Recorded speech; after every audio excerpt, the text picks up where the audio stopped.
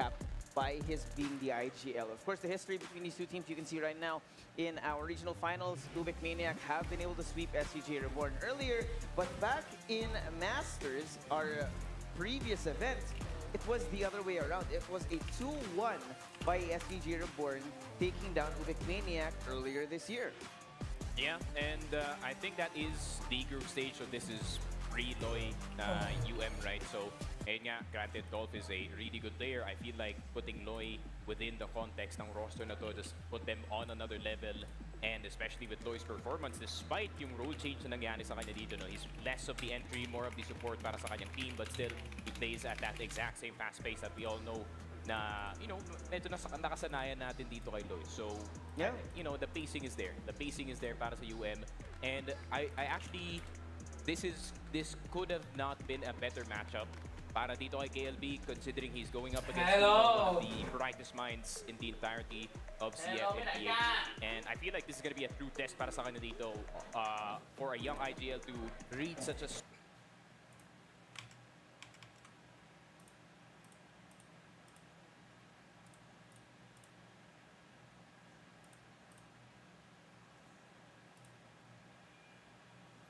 Why?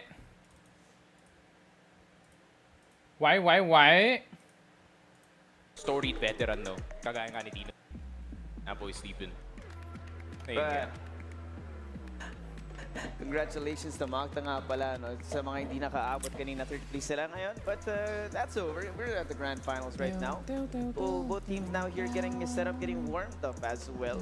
You know that we have inside the booths right now their own air conditioning units. And a little bit of trivia. If I'm not mistaken, tí thầy xem giải kinh cúp không hả? Chưa biết em ơi. Yeah, to be fair, I think it's really hard to use the mouse when Mà khán giả bên này đi xem ngày nào cũng đông vậy. Hôm qua cũng đông, rồi hôm nay cũng đông vậy.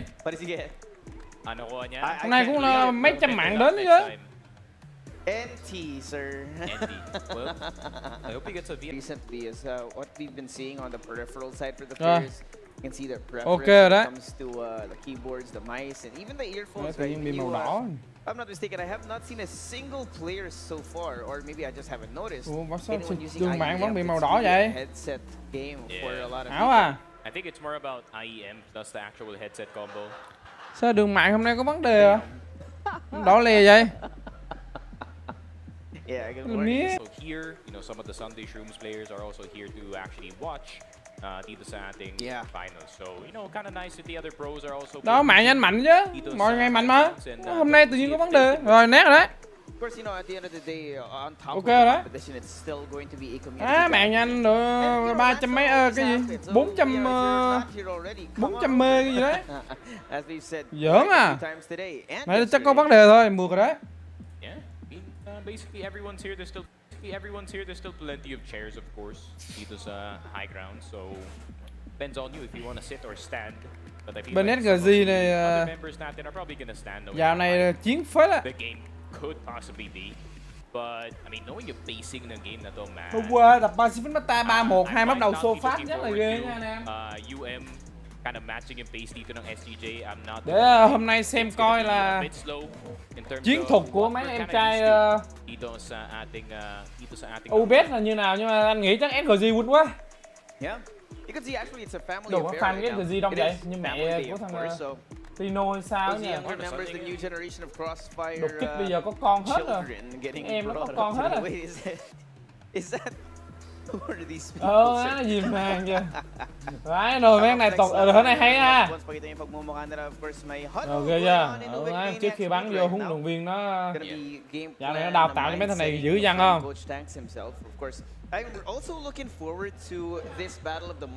Sao bắn headshot khó vậy anh Phong hả? Anh nghĩ là đủ á, dạo này do bọn nó bắn ghê, anh bắn bây giờ mình cũng lên 80-90 bây giờ khó. Nó bây giờ bắn khó chịu đó.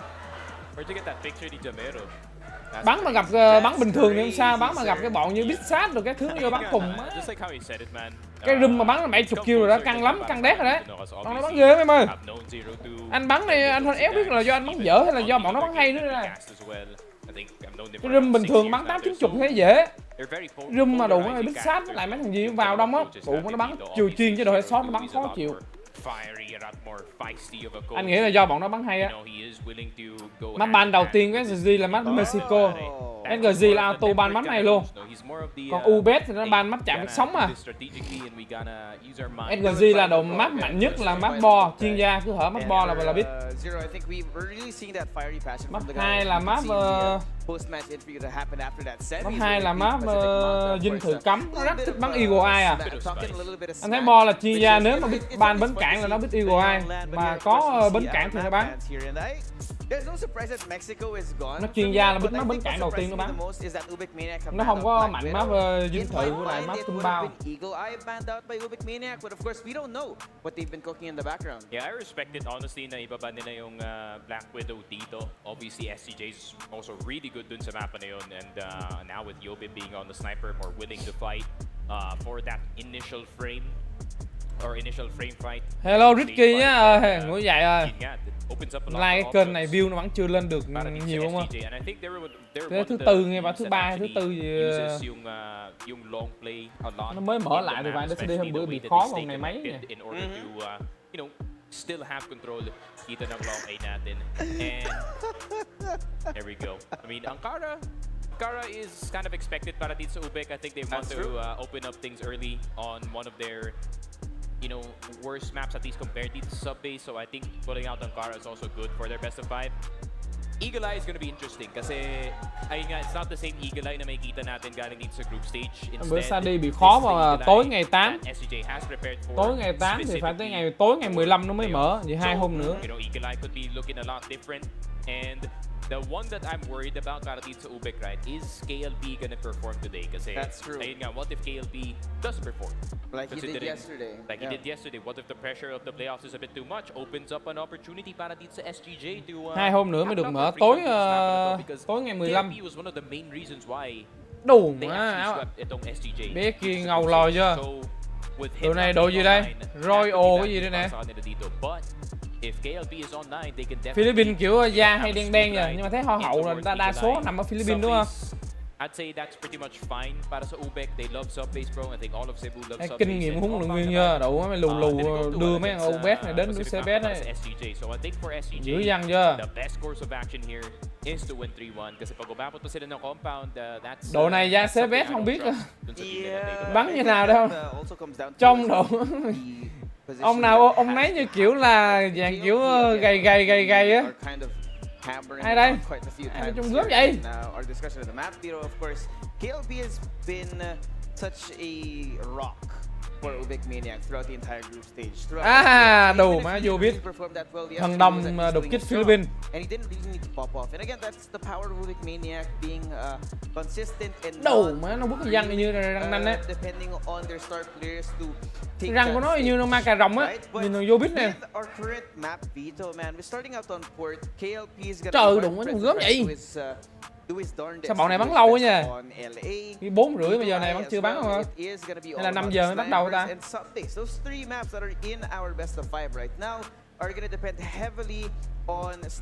Để sẽ đi tạo cuộc thăm dò ý kiến là xem thử anh em là theo độ nào đây. A lot more shots, more than usual. No, more than usual. He was obviously hitting a lot of shots against itong Pacific Macta yesterday. In yesterday's game, and especially độ nào thắng đi. On Eagle Eye, where he really has mastered just defending A, but his movement is kind of a bit iffy, no. So if nakapasok dito sa site and Elvin doesn't get the first guy coming in, or itong si Yobi doesn't get the first guy coming in, then you know A side could be swarmed very easily dito, and especially UBEC actually plays itong Eagle Eye a lot more different compared to Macta. So yeah, and let's see if they can go through. Vô cái game thử xem nó khó chứ. Pero first map's gonna be interesting.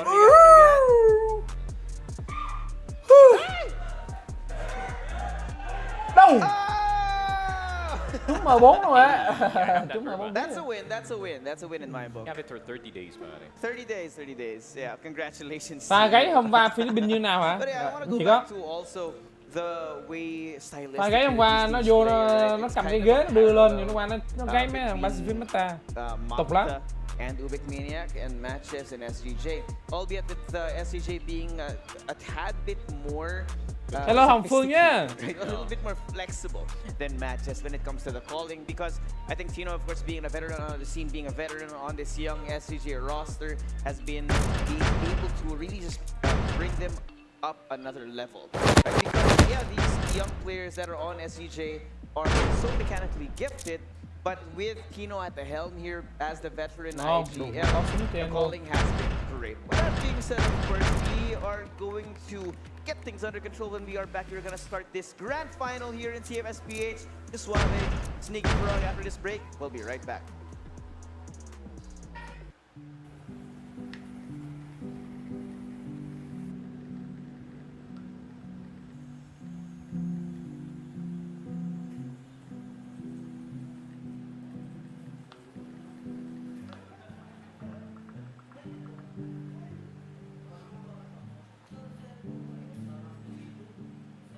Hello, I am Revenge from Team Pacific Mappa. 11 years na ako naglalaro ng cross kaya maganda naman yung takbo ng career ko sa cross scene at marami rin kami achievement ng team ko. Kaya maganda para sa akin yung takbo ng career ko sa cross. Ngày xưa thì event nó gay. Sa 11 years kong pagiging pro player. Đây là nó vô địch xếp GI nè. Kaya ako tumagalon-galon katagal kasi Nó vô địch cũng giống với mình á, cũng dạng mùa hè của năm gì 2017 hả ta? mag-champion international. Mùa đấy đội mấy này nó kinh. Mùa đấy bọn này vô địch nó đập kinh phải rồi, mà mùa đấy Trung Quốc nó bị yếu. Trung Quốc nó bị thay đổi team ấy.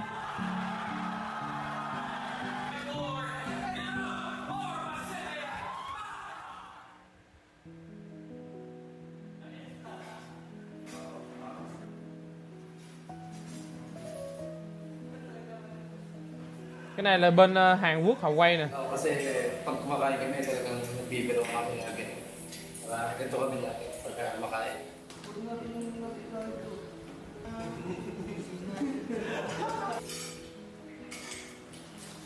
Bên này thằng Andrin nên nó bắn phong độ ổn định. Sobrang sipag mag-laps ni David. Pagdating din sa bootcamp, talagang talaro talaga siya. Talagang yung goal niya na makilala bilang isang pinakamagaling na sniper sa cross. Thời này anh gầy vãi nồi đúng không? Càng về chơi game thằng nào càng về sau cũng lên cân. Ano naman, baga, worth it naman yung mga sacrifices niya. Kasi naabot niya naman yung baga, isa siya sa pinakamagaling na sniper dito sa Pilipinas o sa international. Si Revenge personal is magaling makisama, tapos mabait. Facebook anh Sandy đâu rồi là sao nghĩa? Ayun, kapag inaya mo kung saan mo gusto kumain, kasama siya. Lê Trung Nghĩa hỏi cái gì đấy? Sao em?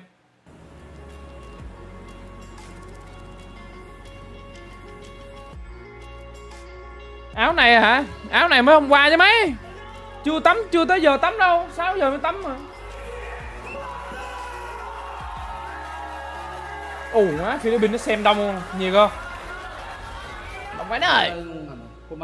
BM tạch Nguyễn Thái ơi. Má năm nay nó tạch We are back. We had some issues in the background. Anyway, we are back. It's just Suave here with Sneaky Frog. We have the grand finals here for you in a bit. We're here on high ground. If you guys aren't here yet, what are you doing, man? Yeah, I mean, it's Sunday. It's 6 p.m. on a Sunday, Bane. There's like 0 excuses for you to not be here dito sa high ground. So, if you're in the QC, Rizal, maybe a bit of Pasig area. Maybe Makati. Maybe Makati. I came all the way from the south. You can take a train. Take a train? Yun nga, galing pa ako Parañaque, man. So, what's the excuse para sa mga ibang tao na hindi pumunta dito? I came from Cebu. Oo, galing ka pa ng Cebu. You actually flew all the way over here. To be fair, you fly here often naman. So, every 2 weeks, man. It's a fair number. But yeah, here we are finally. Grand finals now going to be in full swing, ladies and gents. SGJ versus UBECMANIAC today. We will crown a champion. SGJ starting it out on the blacklist side. We're going to see if this BL, if KLP will be able to perform here, because there's going to be a lot of pressure here from SGJ to get him to perform. Ơi, Yeah, for sure. chưa kịp giới thiệu, không có lên cái gì giới thiệu vận động viên luôn, phải nồi. Making sure Để giới thiệu với anh em nó sơ qua một chút là hiện tại thôi bên này xem nó giật giật vậy. Đội hình UBEC này với lại cái view nhìn của bọn bên này xem nó hơi lõm. Đây là cái view nhìn của mấy năm trước rồi. Nó không có như bọn Brazil. Cái góc theo dõi nó không có gì nhìn xuyên tường rồi cái thứ để con biết. Với lại cái số mà vận động viên nó cũng khó nhìn, với lại kill death nó cũng khó, nó không có biết là chết bao nhiêu, nó hiện số kill thôi. Look at this heavy mid control that SGJ have right now. They Thì are mod đấu rất là mạnh bên phía của SGJ để xem coi là UBEC họ sẽ cam như thế nào đây. Thì UBEC là nó có thằng No, thằng này hôm qua sẽ đi có xem này. M4 hay AK đều kinh. Sao nó lắc ấy nhờ? Bọn này nó phát sờ chim nó bị lắc anh em ơi. Sờ chim của bọn Philippines này đủ mắt xem trong cái nhức mắt vậy. And Sport is gone. There is still presence to stop a KLP. Still could be someone who can single-handedly stop this entire. SGJ đợt này tiến bộ ghê phết á. Still on the bridge side, pero KLP una mahuhulog dito. Lắc vãi nồi. Now on the other side of A side, KSA finds his head. Bên đây cái bọn bên này thế này để cam nó khác. Bọn này đủ á, nó để cái tên phía dưới che luôn mẹ cái tên luôn á. SGJ on their PL side, they get the first. Xem bọn này không có góc nhìn để cát được được. Tôi biết là cái bài đánh của nó là bài công ma, vừa rồi là nó công khu vực cao mid. Có mà sao cái bọn này cái view theo dõi của bọn này nó lõm thế không biết. Anh có cảm giác chắc là SGJ win thôi. UBEC nhiều khi thắng một bảng rồi chắc vô này chơi lại đâu. Hôm qua thấy coi cái bắn cũng trôi nhanh đó. Bắn cũng cẩu thả lắm. SGJ này bọn này nó bắn với nhau lâu rồi, anh nghĩ là trận này SGJ thắng. Bắn với nhau đội hình này nó ok. Nó còn không có tâm súng luôn, đủ mới xem vãi nồi thật cái view theo dõi của bọn này. Anh em thêm UBEC thêm UBEC là rao đảo đấy. Mình phải nhìn mà đánh giá. Mình đánh giá bằng cái kỹ năng cá nhân chứ không phải là thắng vòng bảng một cái. Mà anh em đánh giá luôn cả vòng chung kết đâu. Mình theo đảm bảo SGJ win. Cao căng lắm 3-1. UBEC chắc ép lên nổi 2 map đâu. UBEC này mấy thằng này nó mới thi đấu online. Bây giờ là bắn ở nhà online. Bây giờ lên online thì mình nghĩ dù gì ít nhất nó cũng phải 1-2 thằng thọt. Hôm qua đội kia yếu vãi đá ra mà bọn này nó còn thua một map cơ mà. Hello anh thân nhá. View bên này nhìn hơi chán. Và đây là một map đấu rất là mạnh. SGJ nó mà lên 4 thì nó cam UBEC công không nổi đâu. 3 thôi là UBEC nó công không nổi bọn SGJ rồi. Còn SGJ này nó có cái chiến thuật đó là nhảy lên cao, nó cam khó chịu lắm. Đâu. Wow. Quá ghê, một đều. Trận này mình nghĩ chắc là căng đấy. Map này mình nghĩ là cưng ấy. Nhưng mà chiến thắng khả năng cao là tầm cỡ 17-18 cho bọn SGJ. No. Chơi A luôn chơi A luôn. Thằng ngắm bên UBEC này dở nha mọi người. Thằng ngắm bên UBEC này hôm qua nó học nhiều lắm. Bên UBEC này nó có thằng Jihe này với lại thằng No bắn rất là ghê. Lovi này thì bắn bình thường.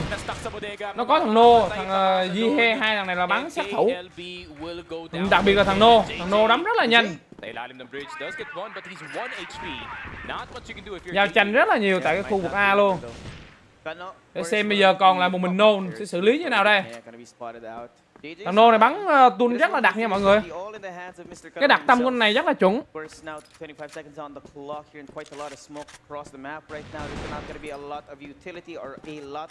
Còn SGJ thì nó có Yobit là một thanh niên bắn đủ một phong độ rất là ổn định luôn.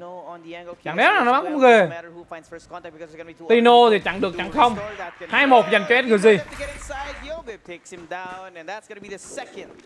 for SGJ Reborn. Yeah, I mean, once on a Anh em xem bị lắc hả? player dito sa may exit, no, you just Xem nhật team bị lắc hả mọi người? throw dito sa A side, and at most, when you kill all 3 players or all 2 players dito sa A side, the support is gonna come from bridge and or exit, so they Không đâu, do mạng của anh màu xanh mà bình thường mà anh nghĩ là do cái stream của bọn nó phát lên á. Tiếng game cho to hơn hả? Anh thấy to lắm không mà. Tiếp tục là bài công ma. Đây, stream của chúng nó bị lắc. Stream bọn này nó bị lắc ấy, chứ không phải do phong. Stream nó phát lên bị lắc với Linh. Eastman, that's true across the board. But now though, SGJ taking early control. Tiếp tục là công ma, ôi rồi đấm xuyên smoke luôn. Double kill cho Canada. Lòng gì vậy? Bọn này nó phát bị lắc chắc luôn. Đây đang chiếu con Star đây. JJ spots him out. He's here to double it up now on the angle, but he cannot fight it. He backs off, make sure that he stays alive, so that there comes that assistance from Tino. Doubling up now on. Rồi nó sẽ đi cho nó thua là mấy giây. Cho nó lót. From Tino. Doubling up now on 2F. Kano gonna have to find a way to isolate these gunfights. Tino backing off. Yobe missing on the shots. Bắn tiếp tục là no. But no. Teammate Serrano feels that pressure. Both sides, high, low, and to your left and to your right. Anh em xem bình thường không? Là xem bị lắc, bắn em bị lắc vậy? SGJ, they further that lead. Yeah, and this is why it's so hard to play it on SGJ on port in particular, no? Because I feel like yung sets nila sa mapa na to are so well planned out. They just know what to do, who has to do it. KSA with just a double anh em F5 lại nhá. Instantly gaining control on the side. Rồi mọi thứ bình thường rồi đấy, 3-1 cho SGJ. Do cái đường truyền phát lên của bên Crossfire Star nó lắc. Nếu mà lắc quá thì lát nữa anh xem Facebook xem như nào. Nếu mà lắc nữa sẽ đi bật vào Facebook tôi đi xem. Facebook hình như của chúng nó có khi không lắc.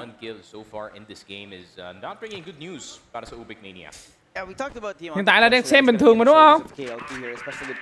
Xem bình thường chưa anh em? In our series, I think he needs to find a way to be able to be enabled by his teammates as well. Because yes, they have been doing their darndest. Loy has been in the background here to support KLP time and time again. But the problem is SGJ, they just keep finding ways to get through that defense. Now Loy on the corner, KLP takes out one. Sao đây thấy bình thường mà, thấy bằng điện thoại bình thường mà. It's 4v4 right now. It's coming in from the other side as well. Takes down Elvin, and now they cannot answer back. And Yobib out in the open, finding a way to get in and off angle. Đẩy lên rất là nhanh luôn, vỡ chặn rồi, vỡ chặn à. Má ơi, Nô nó cover kịp thời. Nô nằm xuống rồi nhưng mà trên cao hết rồi, 1 đón 1.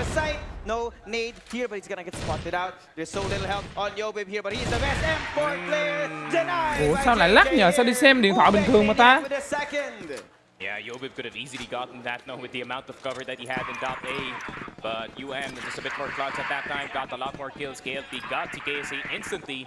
And I like your concept ng push to the SGJ, just double smoking. Dito sa long, pero from the Z side, can he get the second kill? No, he cannot. Yobib will get the trade, pero xem điện thoại bình thường mà. But Elvin will be a bit faster. Tino with the sniper just sending it on the B side. KLP will get one, pero KLP from stairs nakuha dito si Elvin. Có bị lắc đâu nha. The only one left alive. Definitely. Anh em F5 lại xem. But KLP will take him down. Sao đi xem là bình thường nhá. 3-3. Despite những score. 3 đều. Nakakahabol na dito UM. This is still một pha rớt B không thành công đến từ bên phía SGJ. Vô biết có cho mình 9 kill rồi. Being said, I think SGJ kind of had a misplay there. They did not expect that rotation out from KLP. Because of that, it kind of threw a wrench in their plans. But right there, SGJ, of course, like we said, this is definitely a good position. That GR side is the best side here on the map right now. KLP, that full man push walking into the hands of Jovim right now. Double kill coming in from him. But SGJ, they are stricken down. They keep it equal now. Tino, he has the angle. He has a feeling that there's somebody on his right. And he is correct. It's going to depend on whether or not Loy can find the timing. Flash is now going to be out. Preventing that information from being granted as he can get himself out of this sticky situation. But Tino turns the wrong way at the wrong time, sir. Chết luôn rồi chứ Tino luôn. C4 đang bị rơi nha. Stuck on the outside of LA right now, and they are going to be booking it towards the other side of the map. Extremities of the map under control by UBECMANIAC, and they have actually given too much info. SGJ know that there's no one here on B. Yeah, but I'm surprised UM didn't decide to actually chase after them. Đóng cái cửa lại cho boss đi. And I think they don't trust the information that they have at the moment. Thấy ra đi xem mà thấy cái này trên này nó lắc lắc. So I think it's a simple plan. As SGJ, just a retake, UBECMANIAC. I think UBEC will need to Mạng là cái gì ta? down house speed immediately. Không biết hôm nay YOB 1B có chạy qua gáy như hôm qua không nhỉ? Không đâu em ơi. Má no. Bên kia có vô bít, bên này có no. Hai thằng gánh hai bên. Thằng no hôm qua bắn cũng kinh. Vào đây. Yêu Vilin. Hay. Đồ quá. Tại sao lại gỡ bom nhờ?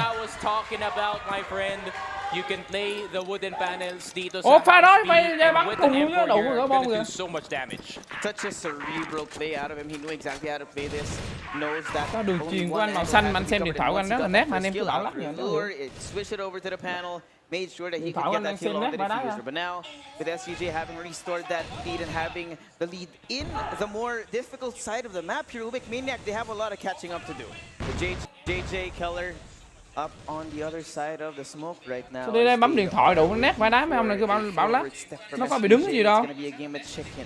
Whoever blinks first will be the loser, and it's a test of patience for both teams. Cầm điện thoại tôi bật nãy giờ nó chạy nãy giờ nó nét vãi đá rồi. How to play around that UBECMANIAC defense on GR. Đồ, Tino à, nãy giờ ôi ơi 7 đao đấu Tino có không kill. Nãy giờ Tino chưa có một mạng nào luôn. Bên trái có người vô bít cover kịp thời và tiếp tục là mạng dành cho No. Vô bít 12 kill, No 8 kill. Còn lần vô bít này đủ nó ghê thật. Yeah. You feel the whisper, you don't know him. Go ahead. Pick up the sniper. Pick up the sniper. Yo, pick up the sniper now, man. It could work. But it might just be it. But yun lang. Kano's already found himself in core. KLB Kano with the double B. KLB có luôn double kill tại cái khu vực cuối bên này. Flash for the delay, Elvin. Bên này bắn thì xếp mạng 100 nhờ. Lắc à. Is in their base. Cái thằng nào vừa bị lắc kìa. Bên UOB có người bị lắc, bị đít. Chứng tỏ là do đường truyền tại Philippines nó có vấn đề, nó phát lên bị lắc. Xem cảm giác nó giật giật đây. 4 đều. Không, 4 đều như vậy tí nữa về UBEC công không nổi đâu.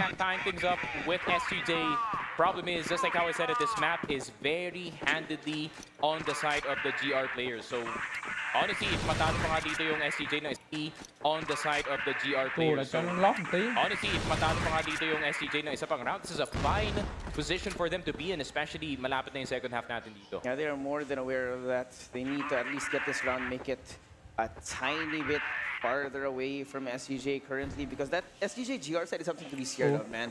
Because now that you have, now that Yobib has been picking up the sniper, you don't know which Yobib you're gonna get on the second half.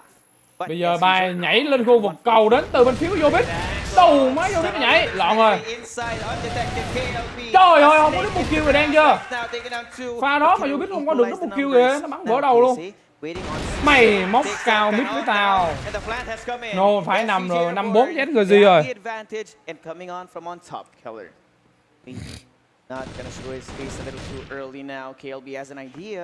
Kêu có mạng của He. Bây giờ còn lại KLB. Làm gì đây? Đi cầu lên thì Vilin móc lưng ở khu vực cầu. 5-4 cho SGJ. Yeah, ganda ng heads up play dun ni KSA, no? I feel like the only 5-4 là khó rồi. Khó cho UBEC trong map này à. And him just denying CA control. Như dự đoán à, biết ngay là tầm lên 4 lên 5 round rồi SGJ bắn map này hay lắm. When you get an opportunity to get some long control in that A retake, you are gonna take it every single time. Dàn tăng của bên phía SGJ cũng đang rất đều nha mọi người, 7-7-6, 13. Nổi trội như là Yobib. Còn bên phía của UBEC thì là 7-7-8-8.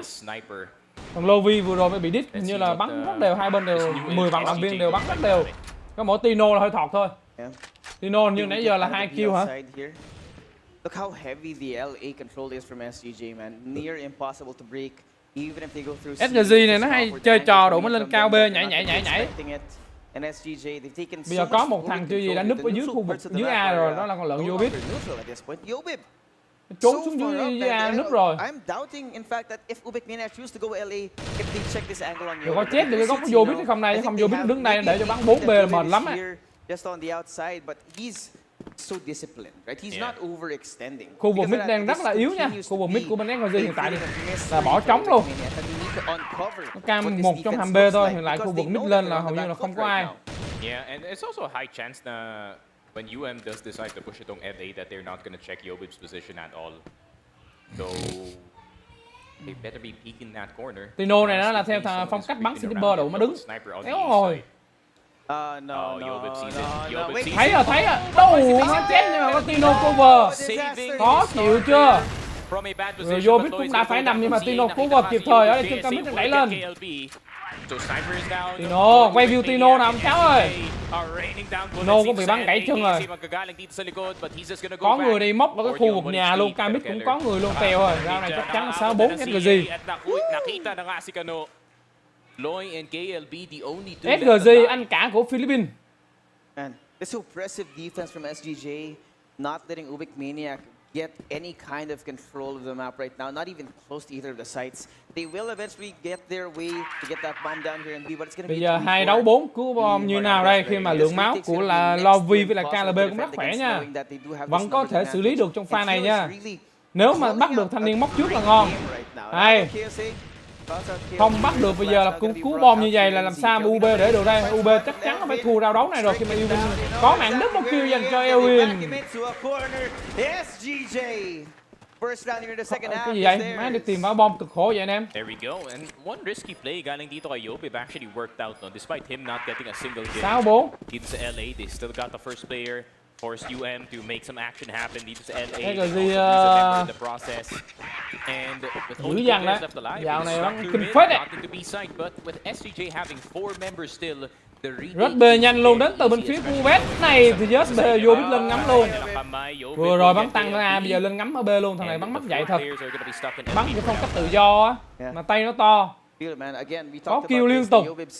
10 round đấu mà có 14 mạng rồi. Trung bình là một round ăn 1,4 thằng. Bây giờ chắc Yobib nó mới nằm xuống chứ tầm 3-4 lần thôi. Căng lắm là 5 hoặc 6 lần. Yobib tiếp tục bắn chết nô ở khu vực mid. Mà đồ má đấu này Yobib làm ông cố nội rồi. He has taken down KLB, the lurker and the entry are gone for UBECMANIAC. They are running out of options. Yobib đã phải nằm quá tham lam khi mà tính cố kiếm thêm mạng thứ 3. CB này đang cam tới 2 người làm sao mà vào được đây. Especially in positioning pa dito. Ng dalawang players natin, one is on 2 box, one is on curve. Curve is the first contact and pag namatay yung curve, obviously 2 box is gonna come out. Nếu mà để cho UBEC này mà bắn ở vòng playoff này với lại chắc với lại BM chưa chắc UBEC thắng đâu. Tại vì bắn online anh nghĩ là UBEC này có thể là nó lên đồng nó bắn được nhưng mà ra online ngồi trên sàn như này bên này nó đội trẻ nhiều nữa, tâm lý nhiều khi chưa vững không. Còn SGJ nó cũng đã bắn nhiều rồi, nó cũng trải qua nhiều rồi. Với lại đội hình của nó mạnh nữa, không có yếu như đợt đầu. Đội hình nó lọc tới 2 thành viên. Yeah, they're so low right now. KLP has not been having the best time right now being shut down. Bây giờ xem tiếp tục là 4 đấu 2. But of course, that being said, that doesn't even matter in the face. Mình vẫn là chưa thấy những cái chiến thuật gì đó đặc sắc từ bên phía của UBEC. Nếu UBEC này mà ra quốc tế mà bắn như vậy thì tèo á, không bước vào được vòng bảng đâu. Không có chiến thuật đa số là đi cạch sự chiêu chay. Nãy giờ là chưa thấy một cái chiến thuật gì gọi là đặc sắc để đáng học hỏi bên phía UBEC nha mọi người. Còn SGJ này thì nó có bài công A rất là khỏe nha, nó lao rất là nhanh. Cao mid ném flash bùm một cái là chân cao mid chạy xong kết hợp với cầu nhảy móc. Thì cái bài đó cũng rất là cơ bản rồi.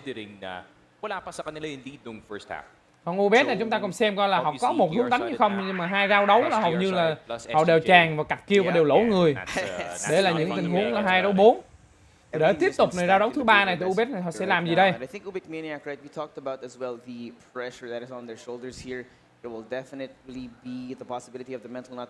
Chúng ta thấy là họ đang chiếm một người ở khu vực chân cao mid, còn đồng đội thì đang là 2 người coi móc A và 2 người đang coi móc B. Thế này là thế họ đang coi móc FA, nếu mà AF thì cầu sẽ bắn qua và 2A sẽ bắn cùng. Thế này là không FA được. Elwin thì lên khu vực chân cao, lên cao mid thủ rồi. Yobib thì đang thủ ở đâu đây? Yobib là vị trí số 3, đang về cam B, Yobib này là bắn khu tùm lum luôn. Lúc thì cam A, lúc thì cam B.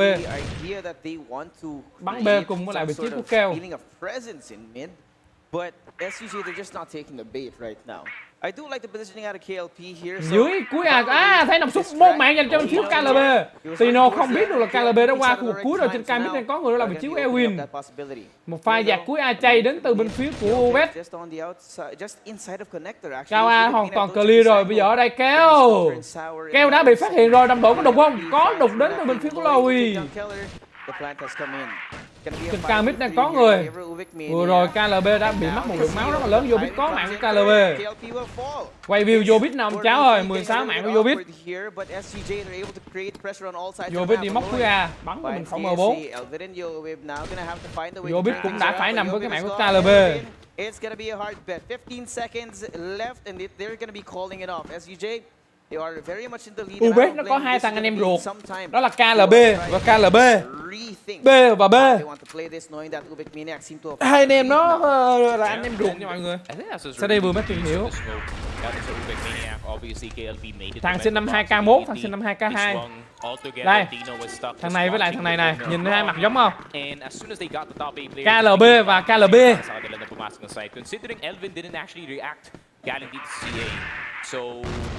I think Elvin was probably looking for the bigger fish, the bigger play from that CA position. Bây giờ lên cao mid đến từ bên phía của thanh niên gì đây, những cái tên kia nó che lại, éo biết đường mà đọc. YWE à? Hay là Lowy? Lowy no KLB. Bây giờ là một bài tiếp tục công về khu A khi mà chân cao mid đã có người chiếm rồi. Không rớt xuống đến từ bên phía của Lowy. Thế cam của SGJ đó là một cao mid, 2 B, một mid và một cao A. Vô sẽ là người thủ mid. Tiếp tục là Tino nằm xuống với cái mạng của KLB. Lần thứ 2 Tino đã phải nằm rồi. Bây giờ dưới chân cầu thang đang có người đó là vị trí của Canada. Trên Canada mà dạt ra là KLB là chết. Tôi tưởng là Canada chưa có trên cao A. Và đồng đội của bên phía UBEC sao không lên A liền? Không ra cover thằng ngắm luôn. Mặc dù thằng ngắm đưa thông tin là trên cao A đang hết. Khó hiểu nhờ. UBEC này bắn thằng KLB kia chết chắc. Ấy, thằng Elvin không nhìn luôn à. Thằng Elvin không lú lên nhìn luôn. Đồ đéo hiểu. Khó hiểu mấy anh em phim thế nhờ. Pacific Mata tèo rồi nhá.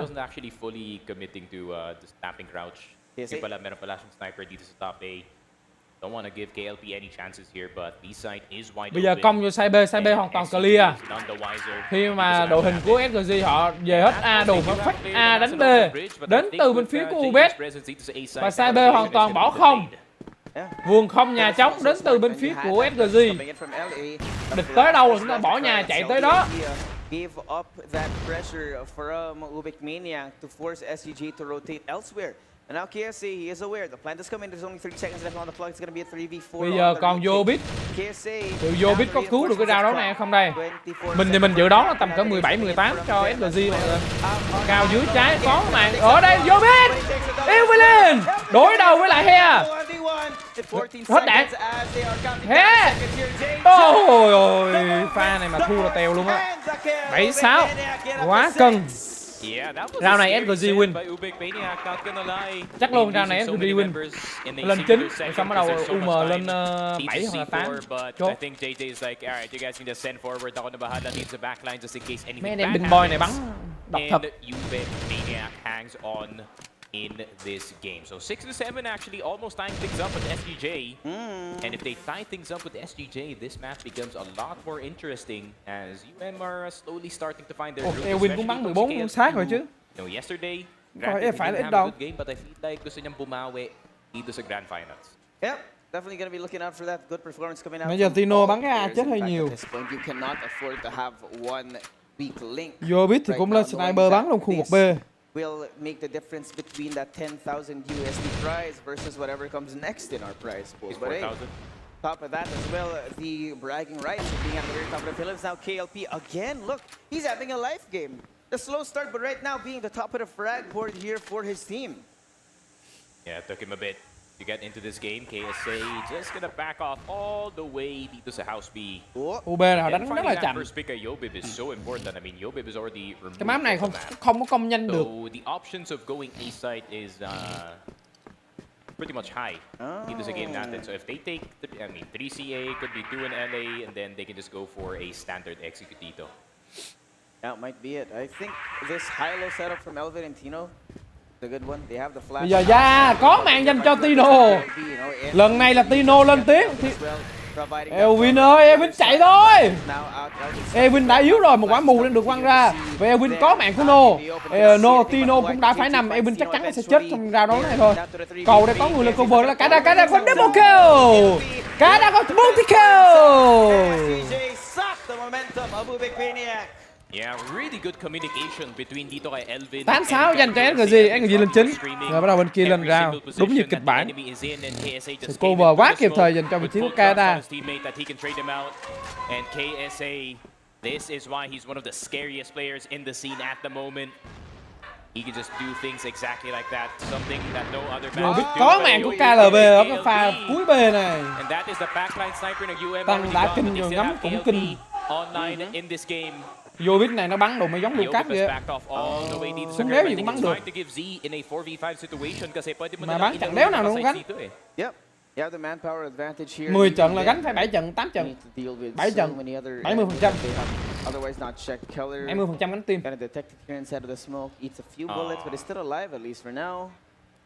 The parkour not working out as well. A little bit. These small mistakes on each side. Ôi! Sờ móc vừa tan keo. Quả sờ móc nó vừa tan đi, thấy được cái bóng của keo.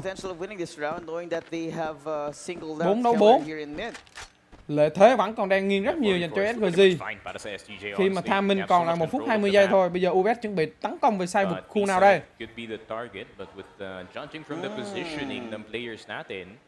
This is going to be very dangerous for UM if they do not take out the KSA. Bây giờ là họ đang dồn chiến thuật là 4B. Họ đánh chay à. Kada đang vào tay nha. Chết luôn đến từ phía Kada. Một mạng cho Kada. Double kill cho Kada. Và ở đây thì Vobit cover ngắm hồn một quả flash vô khu vực nhà B quá tốt của chiếu Vobit. Vobit ơi. Vobit đang bị mù. Và 1 đối 1. Elvin cover kịp thời. Còn lại một mình vị trí của Jihe. Jihe có dây đi. Còn lách được 1-2 không đây, một mạng dành cho vị trí của JJ. Elvin cũng đã mồm rồi. Quá lỗi luôn đến vị trí của Tino. Boom. Tino quá lỗi. Bây giờ có dí luôn không? Rồi, răng xong rồi con, đợi 2 phút. Đưa lưng đến bên phía của JJ. Ủa? Tại sao là phải dí ra nhỉ? Nghĩ là kia đi móc à? Rồi, xong rồi một round nữa. Rồi round này UBEC win. Rồi round sau SGJ win. Hoặc là khả năng chốt luôn 17, nãy dự đoán 17-18 tầm đấy. Starting to feel like getting close to the end of our first map right now. Barely holding on for life in SGJ. We were a little bit scared. Sẽ là 16 hay là 17 đây? Round này UM win. 17, ít nhất phải lên round nữa. Tino hiện tại là đang lú rồi. That the scrim time, the server time that they've had with their coach, they will still fall today. But it has yet to happen. They need to get 3 rounds in a row. There is no room for error out of this young squad, UBECMANIAC. That's true.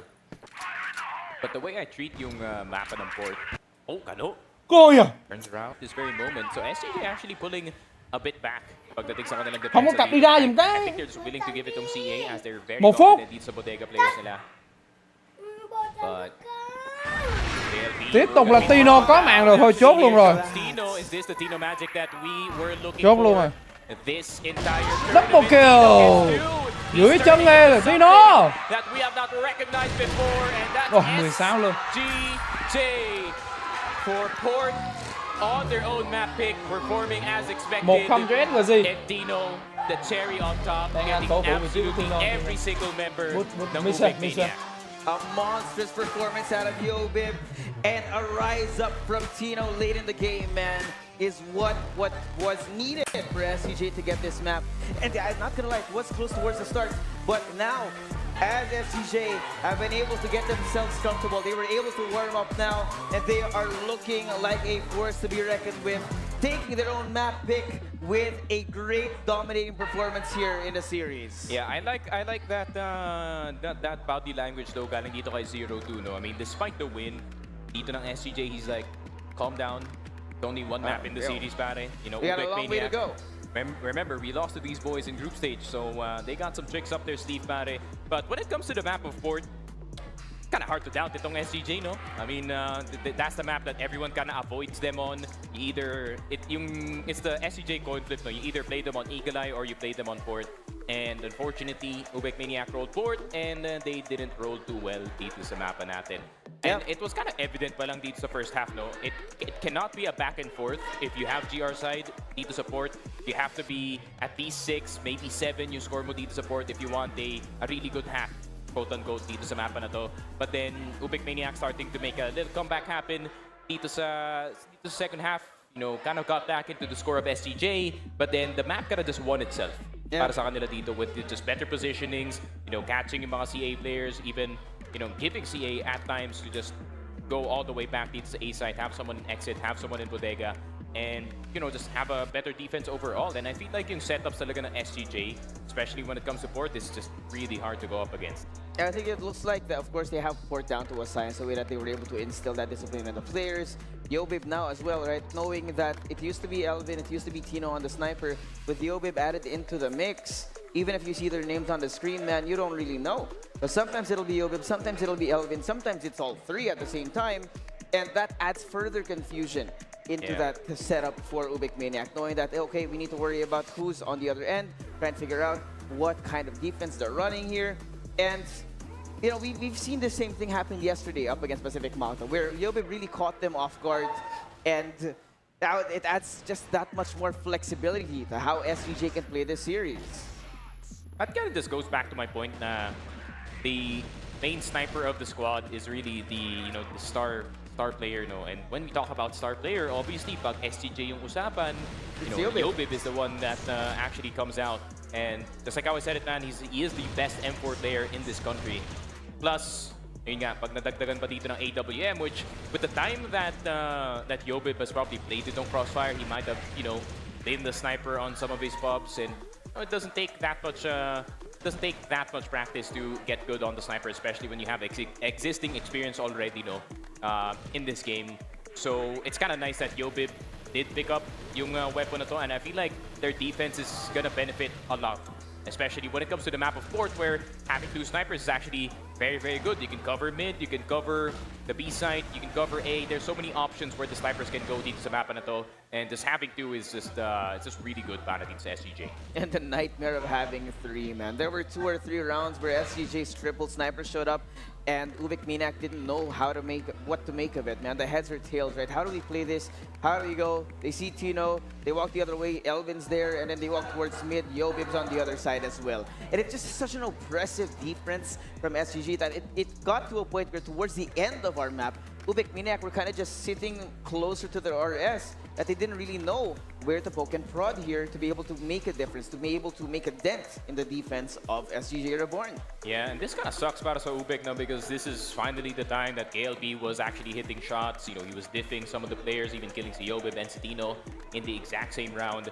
But then, you know, the rest of the squad kind of fell down a bit. Loy had a really bad port, and I feel like the map doesn't really match his style. As a player, I feel like he does prefer yung mga bigger spaces, kagaya ng Ankara, kagaya ng Black Widow. So, we're gonna have to wait and see if UBECMANIAC can recover galing dito sa port. But, I mean, if we're talking about yung priorities dito sa mga mapa natin, I feel like UM's port is not really up there kumpara dito sa Ankara as sub-base nila. So, you know, I'm still expecting a fight dito sa map number 2 natin. Yep, I think, of course, the way that the map Veto has panned out really set up SGJ for victory here. Knowing that, of course, Port having not been banned out. And, you know, in my opinion, I think Eagle Eye might have been a better pick for UBECMANIAC as compared to Port. But, of course, that's over. And Eagle Eye is out of the question right now. So, mấy game sau treo nha, nhìn bắn for SGJ REBORN. And UBECMANIAC are really going to have to make up for that lost time here. Knowing that once SGJ does get a running start, similar to matches, similar to a lot of the other momentum-based teams here in regionals, they can have that potential to sweep out the entire series. Yeah, especially, I mean, KSA, man. Dun sa port map was very amazing. I think the way that he entered, para dito sa SGJ just provided a lot of opportunities para sa kanila dito. And I feel like the mindset of KSA as a player has got to be very important para sa SGJ. You know, rest of SGJ, they like to play, you know, slightly safer, very risk-averse. Pwede natin tawagin yung gameplay dito ng SGJ. But KSA is kind of the exact opposite, no? It's like you know, basketball reference. He's like Manu Ginobili on the Spurs. He's the one weird guy in the slew of disciplined players. And you kind of need that guy, no? Kasi someone has to be going in, someone has to get space para sa Someone team has mo. to be spicy. And It's important. The prime example was KSA still being in CA in that retake round, and him just providing so much space to work with para dito sa SCJ just makes it a lot easier for the other members to play. And you have a mechanical monster in the name of Yobib pa na nasa backline mo with him right behind etong si KSA. I mean, that's a hard double entry to stop, pare. Yep, you kind of have this perfect recipe of both spice and consistency that you have in the hands of SGJ right now. On the other hand, of course, UBECMANIAC, remember, we've talked about this team as well as being one of the most dangerous, but at the same time, the inexperience is getting apparent here. Yep. They made it all the way to the grand final right now, and the pressure's on their shoulders. And yeah, despite all that, yes, KLP is doing his best, but it might be, there's that possibility that this team is starting to feel that pressure on their shoulders, the weight of the world on their shoulders right now. Yeah, and I think I was kind of sad Black Widow wasn't actually part of yung map pool natin, because I really would have wanted to see a Black Widow from SCJ and I feel like that map would actually exemplify on do they have the right balance of being buggy and being, you know, strategic at the same time dito. So, you know, Black Widow being out of this veto kind of sucks, but you know, we gotta deal with it, unfortunately. Yeah. So, yun nga. I mean, I feel like we're gonna get the same vibes naman dito sa Ankara. But, you know, I'm just trying to think of what if SGJ is willing to play at Mexico against I feel like that's not gonna end good whatsoever. It would not. I don't think so. I think UBECMANIAC's Mexico is way too strong. Yeah, and that's why it's definitely that one map that was banned out, specifically targeted. Because SGJ, I mean, we've not seen a good Mexico performance out of them so far. And yeah, it might be an arguable fact, but it's just not as convincing as the Mexico that we saw out of UBECMANIAC. So with that being out of the map, Veto, that's one of the biggest dangers removed from the equation for SGJ. And they are set up for victory here. Dami nga nagtatanong sa akin saan ka nanonood ng mga Mexico na bonds?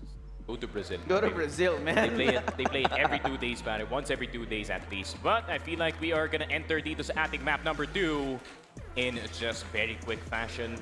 Very little downtime as the next map is gonna be Ankara GR side. Para dito sa SGJ Reborn, UBECMANIAC on Blacklist side. Alrighty. Now, walk right into it. Elvin spotting out a couple people here on LB. Keller will take down Kono. That's the entry gone. So Loy's gonna have to take up that mantle in this round for the rest of it. There's so much control on LA from SGJ Reborn. The way that KLB is positioned right now inside of Hukai is not gonna be the best news. He walks right into it. Couple of HE grenades thrown his way, getting him out of position now. Keller and Yobib kind of risking their lives here, but they do continue to stay alive. But Yobib is at a sliver of health currently. Already alive, but still has the sniper though, so he could still be a factor dito sa ating round. No need full HP to work with a scoped weapon, pare. That's a triple sniper right now for SGJ. Hey, akala ko nga si Keller is gonna be, you know, removed from the second sniper role since Yobib has picked up yung baril na yun. But yeah, apparently triple sniper, not gonna hit his first shot though, so he has to back off all the way to Tunnels B. Or is he? Hey, I really thought he was gonna hit the shot, man. I had the hype. I had the hype hype and everything. right? It was possible. There is a world where that happened. A Killer has not, of course, has not been underperforming at all. I think SGJ has all been doing pretty good here, but it's gonna be a pretty good round here out of UBECMANIAC. Taking down Yobib, taking down two of the star players. Keller also being that lurk for SGJ being gone means that UBECMANIAC have a little bit more control than SGJ would have wanted at this point in time. They have established control of mid. Second mid has been checked. And look at JJ. He's going to try and find the timing. Elvin, not seen on the side right now on that second floor by the ramp. And KSA finds Loy they are kind of being picked apart here. JJ is going to have to be careful how he approaches He's going this. to check it. Because Elvin is already here. If they don't check it, he could surprise them, but now they are going to be spotted out. JJ is going to fall despite this plant set onto 2v3. Now KSA, Tino, and Elvin will look to reunite inside of the site here. Elvin spotted out, the wall bang works out, equalizing the numbers. Tino, the sniper, now making his way through RS. KSA finds KLP, and now it's all to the IGL. KLP, but out there where he is isolated, cannot find a way to counteract the amount of people on the other side, and SGJ. They strike first here on Ankara. There we go. I mean, that's how much Elvin trusts his teammates, though, that he's just crouched up or crouched down the entire time dito sa B tower, and he was just waiting for his team to call for it. But to be fair, that's a position that people rarely check, especially kung galing ang HM, no? Just expect the rest of SGJ to react from the hotel and or second mid and RS. But didn't expect itong si Elvin to just be sitting there dito sa tower this entire time. And granted, the pressure was already there, no? Para dito sa SGJ with Yobib and Keller already gone from Tunnels B. So I think that was kind of on purpose to make presence happen there, to just kind of dissuade them from pushing. But Elvin will take a bit of a peek dito sa market and may kita si KLB agad. KLB being one of the more impactful players in recent memory for UBECMANIAC, I think him being shut down like this early in the round is not a good sign for UBECMANIAC here. Of course, that has yet to be seen. This time, the double sniper for SGJ. Keller has switched over to rifle this time. Let's see if it works out. Now, the 4v5 we have and the heavy mid control that UBECMANIAC have taken here in the round, SGJ are arguably holding on to the perfect angles to counteract this. Yeah, still no one overcommitting on pushes. A standard setup para sa SGJ. KSA is on floor A, one person on top. Waiting for anything to happen. Dito sa A side. KSA gonna take a look at the vents. Does spot itong si KLB. He's not gonna repeat that anytime soon. But UM, they catch together immediately. KSA trying to delay as much as possible. Para sa kanya mga teammates dito, will only get KLB. But Dino is there. Is he holding? Ayun lang, holding the wrong angle, unfortunately. Yeah, a little bit off the angle. Now the plant has come in. And now the headache begins for SGJ. They need to find a way to retake this. There's no real presence on the flank, so they are going to have to wait for it to be put into place. That way they have the right timing. But not just behind the wall, and the rest of UBECMANIAC committed to their post-plant positions here. Might be a puzzle to solve right now for them. Yobib finds one, but Karo and JJ show up on the map as well. But they know where he is. 2v1 on the sniper here in his hands. The AWM not going to be able to pull that trigger, and UBECMANIAC strike back. Yeah, good positioning there by UM, no, on the post plant. I mean, you're just sitting there in room the entire time. One guy is just holding it to exit, and Loy is just holding LA. Problem there with SGJ is maybe they took a bit too long to come out of that exit position, and they were kind of forced to get in there once Yobib got that kill dito kay Loy. But Yobib will get itong si Kano. So that is the entry already gone. So UM have to improvise if they want to get into this A side. And he's done it again, man. Again, Kano is shut down. The entry, the main entry for UBECMANIAC shut down early like this. The way that KLB is getting shut down early in these rounds is definitely not a good omen for them. But not over yet. It's so early in the map here, and we have yet to see much adaptation from either team. Now, KLP exposing himself a little bit too early, taken down by KSA. Both sides now covered here by UBECMANIAC as they need to find the way out of this sticky situation. Look at Elvin, look at Yobib. Out of hotel right now as KLB stalking his way forward, playing as the lurk. Yobib on the angle. It's going to be a hard one to break. The triple sniper for SGJ is possibly too much for them. Looks the right way, the perfect timing for Yobib as he gets taken down. A crosshair will be perfect now. And Loy, JJ need to find a way out of this mess. Flash out. Keller here for the push. Cannot be connected on. No bullets connected by Loy. And it looks like they are faltering because now not a single frag on the board. They are cleaning it up right now. Solid gold jewelry on another level today. Yeah, 2-1. This is going to be a bit of a dead round, of course. And SGJ, they're just going to get back into the swing of things. I mean, this start from SGJ was very, very stellar, pare, because I mean, SGJ, they have been going with their sets, need to support, they know what to do in that map. But when it comes to the map of Ankara, which is not really strange para dito sa SGJ, no? I mean, you already have Yobib once again being so confident on the sniper, being more forward, more ego-y ba din natin tawagin dito, and him doing exactly that, stopping the entries of Kano at the start of the round and forcing to kind of improvise a bit on the 4v5. I mean, can play 4v5, but it's not really something you go to in order to get a fully fledged win in this map. So SGJ, some really good early round denials na nakikita natin galing sa kanila dito, and the way that they set up, even in disadvantageous situations, they're willing to take risks on the other side of the map, and it's been working out para sa kanila dito. Yeah, I also want to talk about as well, right? The frequency at which they are bringing out this triple sniper setup, right? We saw yesterday, Pacific Malta caught by surprise by Yobib alone and Tino. It was the double sniper at most yesterday. And today, it's a brand new look. Another look that is unexpected out of SGJ. You gotta think about like the meta game that they've played to get to this point, to get to the grand final and still catching their opponents by surprise is something that it has to have been thought out for a really long time. 0-2 did a great job of concealing the secrets that they have here, bringing it all the way to grand finals and still catching one of the hardest working teams, one of the hardest studying teams, UBECMANIAC, by surprise. And as you can see, this triple sniper, the frequency that it has come out is continuing to throw UBECMANIAC off kilter. They're not able to find any kind of rhythm here, and despite the fact that they have been keeping it close, SGJ, the way that they take the rounds is just so dominating that even when UBECMANIAC feel like or they look like they are starting to get warmed up, SGJ immediately put a stop to it. Yeah, and that just goes to show how good, a caller itong si Tino actually is. The way that the team is set up in this game, the way that they place themselves, they know where to go aggressive, they know where to go passive. And the more SGJ is in the lead dito sa Ankara, that gives more space for more of those, riskier plays kagaya na nakikita natin from Keller in Download Speed, Elvin in Hotel. So much options here for SGJ once they do have the lead in their hands. But Elvin with the re-peek. Wow! I'm not so sure if re-peeking 3 people pushing out is the best idea para kay Elvin, but I think he saw a play there. Hey man, the confidence is there. Sometimes the confidence converts into frags, but it didn't work out this time. Well, of course, SGJ is still going to be in the lead right now. Is at least going to be a small solace for them. They do still have 2 snipers, and again, right, this triple sniper setup from SGJ has been it's been a wrench in the works for UBECMANIAC. And again, right, I wouldn't be surprised if we see a 4 sniper setup for SGJ later this series. Because remember, it hasn't been Keller, it's been Elvin. I know Elvin has picked up the AWM for Elvin, and with UBECMANIAC having killed him, I don't think they're going to be expecting that power, a big bad sniper rifle on a new angle that hasn't been seen previously here on Ankara. Yeah, for sure.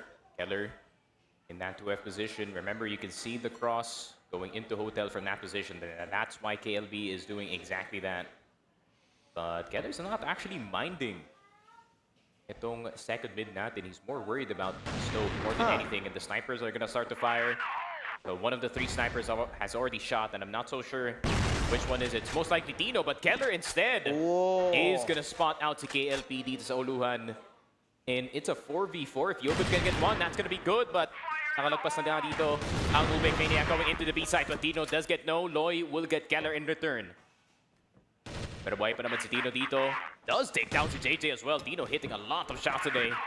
And KLB and Loy, no choice but to just plant it on the B side. But with SGJ gaining control of second mid and Hotel, this is going to be very tough. KLB has to go for something risky here. It looks like he is going for it. KSA out of the open. Oh, there's some KLB. It's going to be Loy left alone. And so much work to do. Not going to be able to counteract it. And Yobib cleans it up. SGJ. Full control right now. We're not really seeing any kind of control out of UBECMANIAC so far here on their own map pick of all things.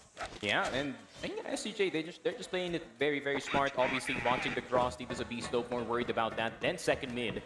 And once Tino spotted itong si KLP dito sa Uluhan, obviously KLP is going to be looking at RS window, right? So he didn't expect Keller to come from 2F and shoot him in the head. And once nasa 2v3 na itong UM, getting hotel control for SGJ is more important than the site itself. So them just getting hotel has already just won them the entire round, pare. Yeah. You can see actually UBECMANIAC really struggling right now. KSC and Keller stopping the fire force on the other side, but Loy will be answering back. Double kill coming in from him. D4 open, UBEB already on the flank. There's so much danger on the C4 map is right there, now. too. Loy needs to find a way to isolate these fights, but KLP finds Tino. Feel that pressure now elsewhere on the map. KLP establishing his presence, takes down UBEB. Elvin gonna have to pick up the pieces, but he's already in RS. Just outside of fence right now. No plant has come in for UBECMANIAC just yet. And this is a fair shot for Elvin, honestly. Half HP KLP.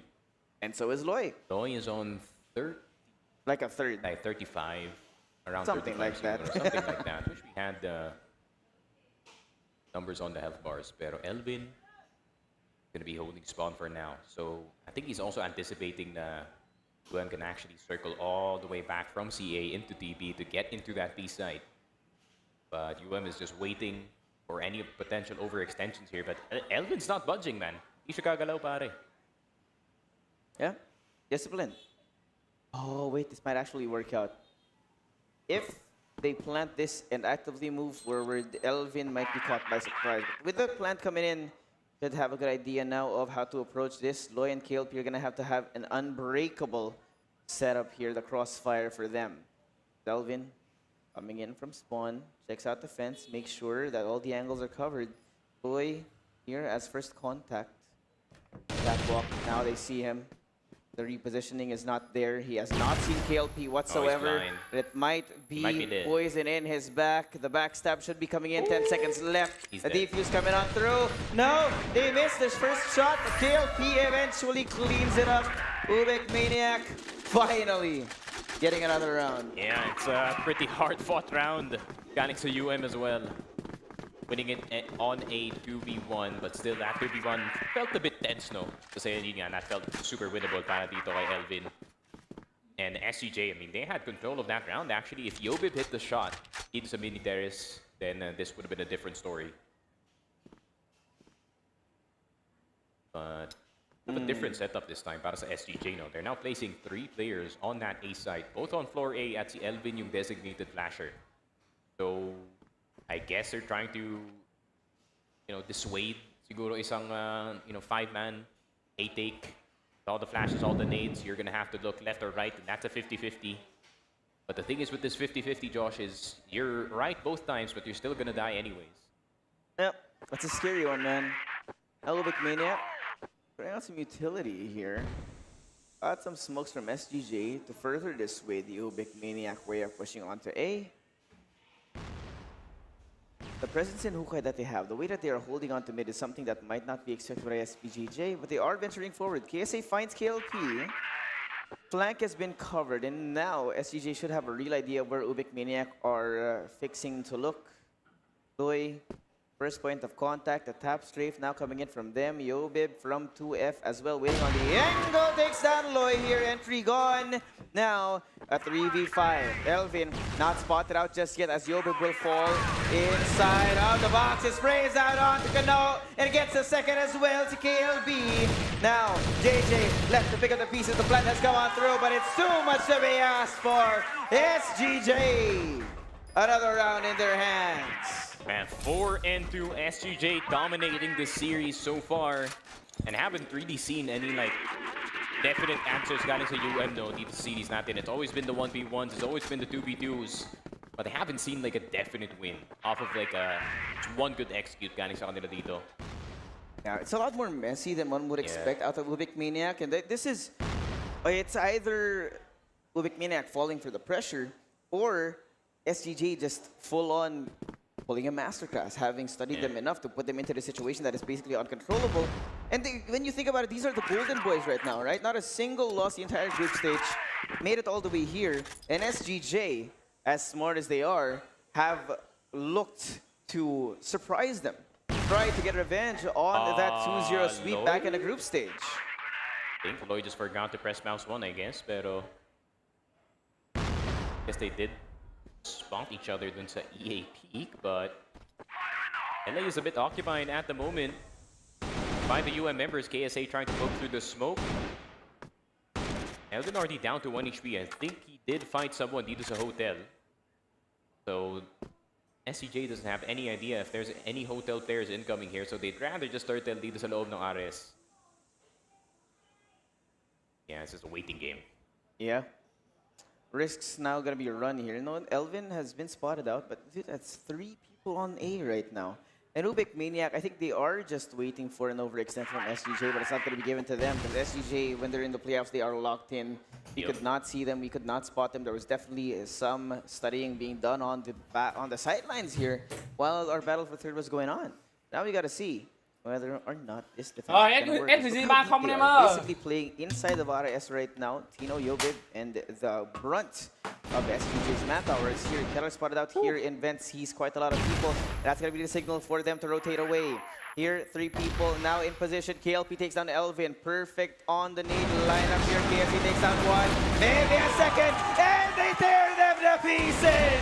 They fall 1 by 1. And KLP left defend on his own. C4 out in the open and KSA cleans it up. There we go. KSA, he's moving differently today, buddy. Moving a lot more differently today. More on point. More assertive kind of KSA. This is what I like from this kid, man. So aggressive, but still so smart. For Elvin. Wonder why he's always low HP at the start of the round. He's always trying to risk for that second mid peak. But KLP instead is going to be the one taken down, but they do get 1 in return. But still, I think that is way better para sa SGJ more than it is for UM. That is true. You see, even with Elvin gone right now, SGJ, they still have all the weapons that they need at their disposal. Yeah, they have much more control of the map than would be expected out of UBECMANIAC. But they do find Tino, and that might be a problem, man, because they have driven a division in between the IGL and the Young Gun right now. So this 2v3 might be winnable for UBECMANIAC. It has yet to be seen, but Keller, my God, Keller is having a live game. Sneaky takes down Loy, equalizes the numbers forward. Now he trudges on, but JJ will deny the double kill here to keep UBECMANIAC alive.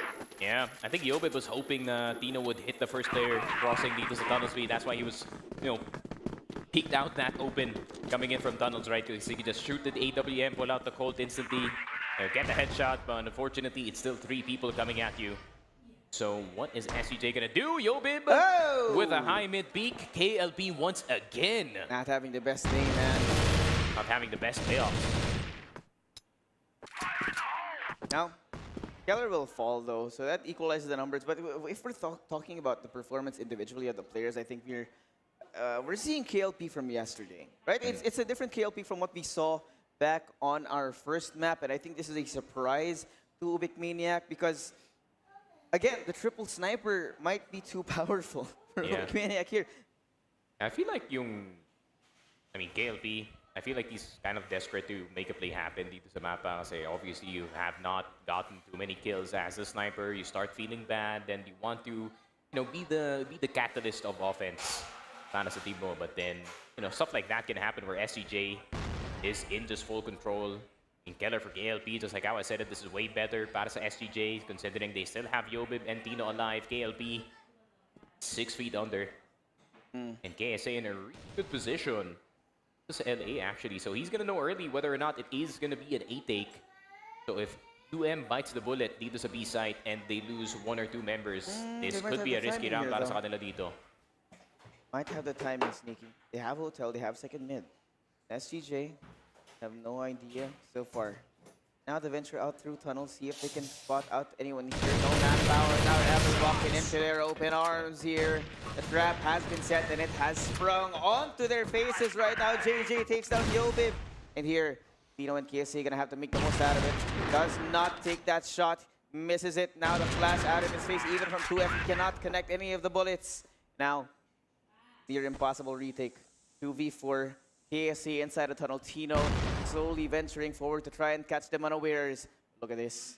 Might be able to do it, but there's too much discipline for UBECMANIAC. They will not let go of the rank. The postpad is not there. It is perfect. JJ finds Tino, and Loy kills KSA. UBECMANIAC keeping it nice and close. There you go, 5 and 4. UBEC with a bit more fight, but this is how the first half went naman, no, dito sa board. So we can't really say na Yeah. This is them back in the picture just yet. Obviously, KLP is still struggling to hit some shots on that sniper, as you know, you have to go up against Yobib, Keller, and itong si Tino. And Elvin too. And Elvin too, man. He can also snipe from time to time. If there is the shot, he does pick up the sniper and he has to hold it. But yeah, SGJ obviously playing really well in their system. They're just cycling it time and time again. And I feel like UBEC struggles might continue para sa kanila on this second half, considering na, you know, only a few players are hitting the shots. It's not, and I think the one factor as well that we have to consider, Loy is not actually playing that good. And that is worrying me as an UBEC enthusiast. You know, the guy that we pointed at to be the star player para dito sa UBEC is not performing up to expectations dito pare, especially in the finals. Yeah, possibly one of the strangest things we've seen today. Of course, Kano has been having a stellar set of games when it came to the group stage, even when it came to the playoffs, right? Yesterday in the semifinals, he looked great. That was kind of KLP who was lagging behind, but I think, right, this triple sniper is really starting to get on the nerves of Kano, him as a player, knowing that he's going to be that first point of contact, and because he's more often than not failed to get that first frag, to win that first long-range duel against Yobib, against Elvin, against Tino.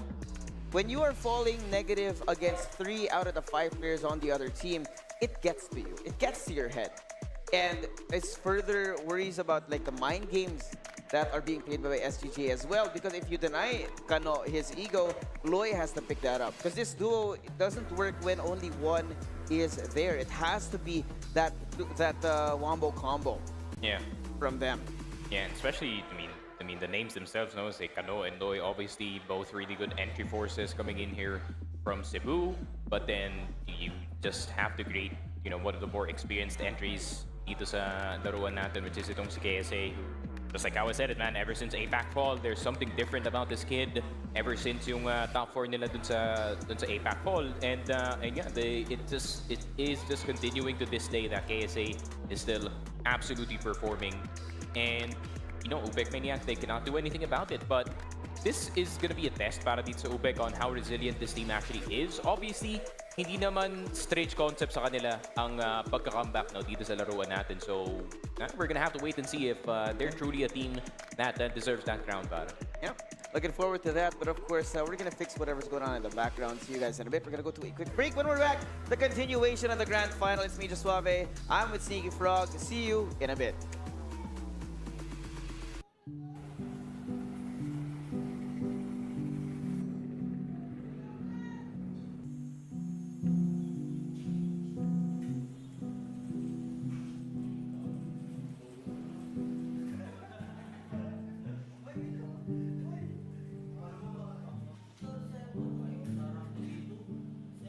Hello, I am Revenge from Team Pacific Mactan. 11 years na ako naglalaro ng cross para maganda naman yung takbo ng career ko sa cross at marami rin kami achievement ng team ko. Kaya maganda para sa akin yung takbo ng career ko sa crossfire.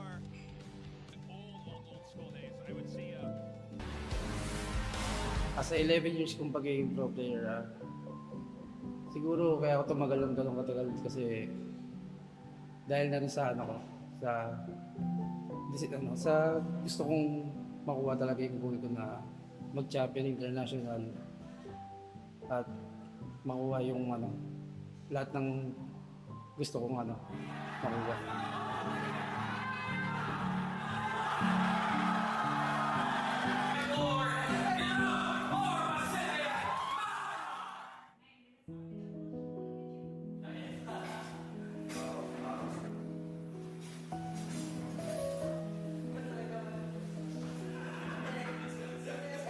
Kasi pag kumakain kami talagang nagbibiro kami lagi. Ganito kami lagi pagka makain.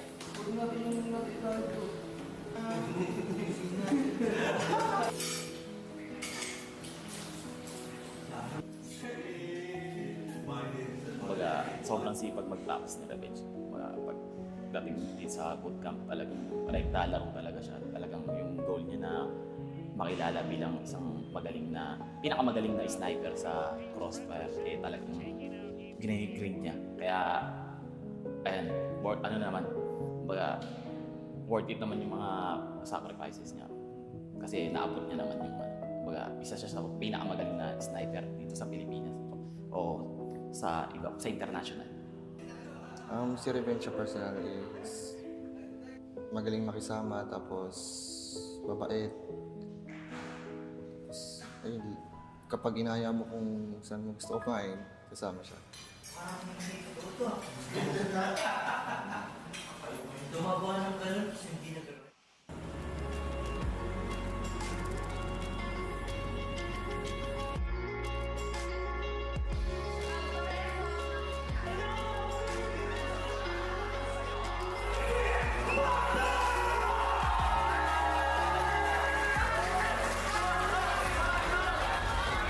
Simula nung pumasok ko sa pro scene. Kasi dati hindi pa hindi pa, kumbaga tutok-tutok lang eh. Wala pa yung utakan. Hindi pa kasama yung mga kulang-kulang yan. May kulang naman pero hindi masyadong gamit. Tsaka iba na kasi yung era ngayon ng CF na kailangan mo talaga gamitan ng utak. Bawat galaw mo, bawat kilos mo, kailangan mong gamitan ng utak kasi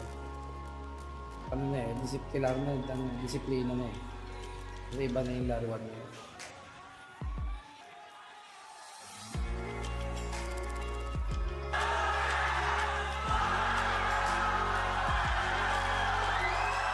Ang mga fans ko dito sa Pilipinas tsaka sa ibang bansa, thank you sa pag-support sa akin. Sana huwag kayo magsawa mag-support. Maraming salamat.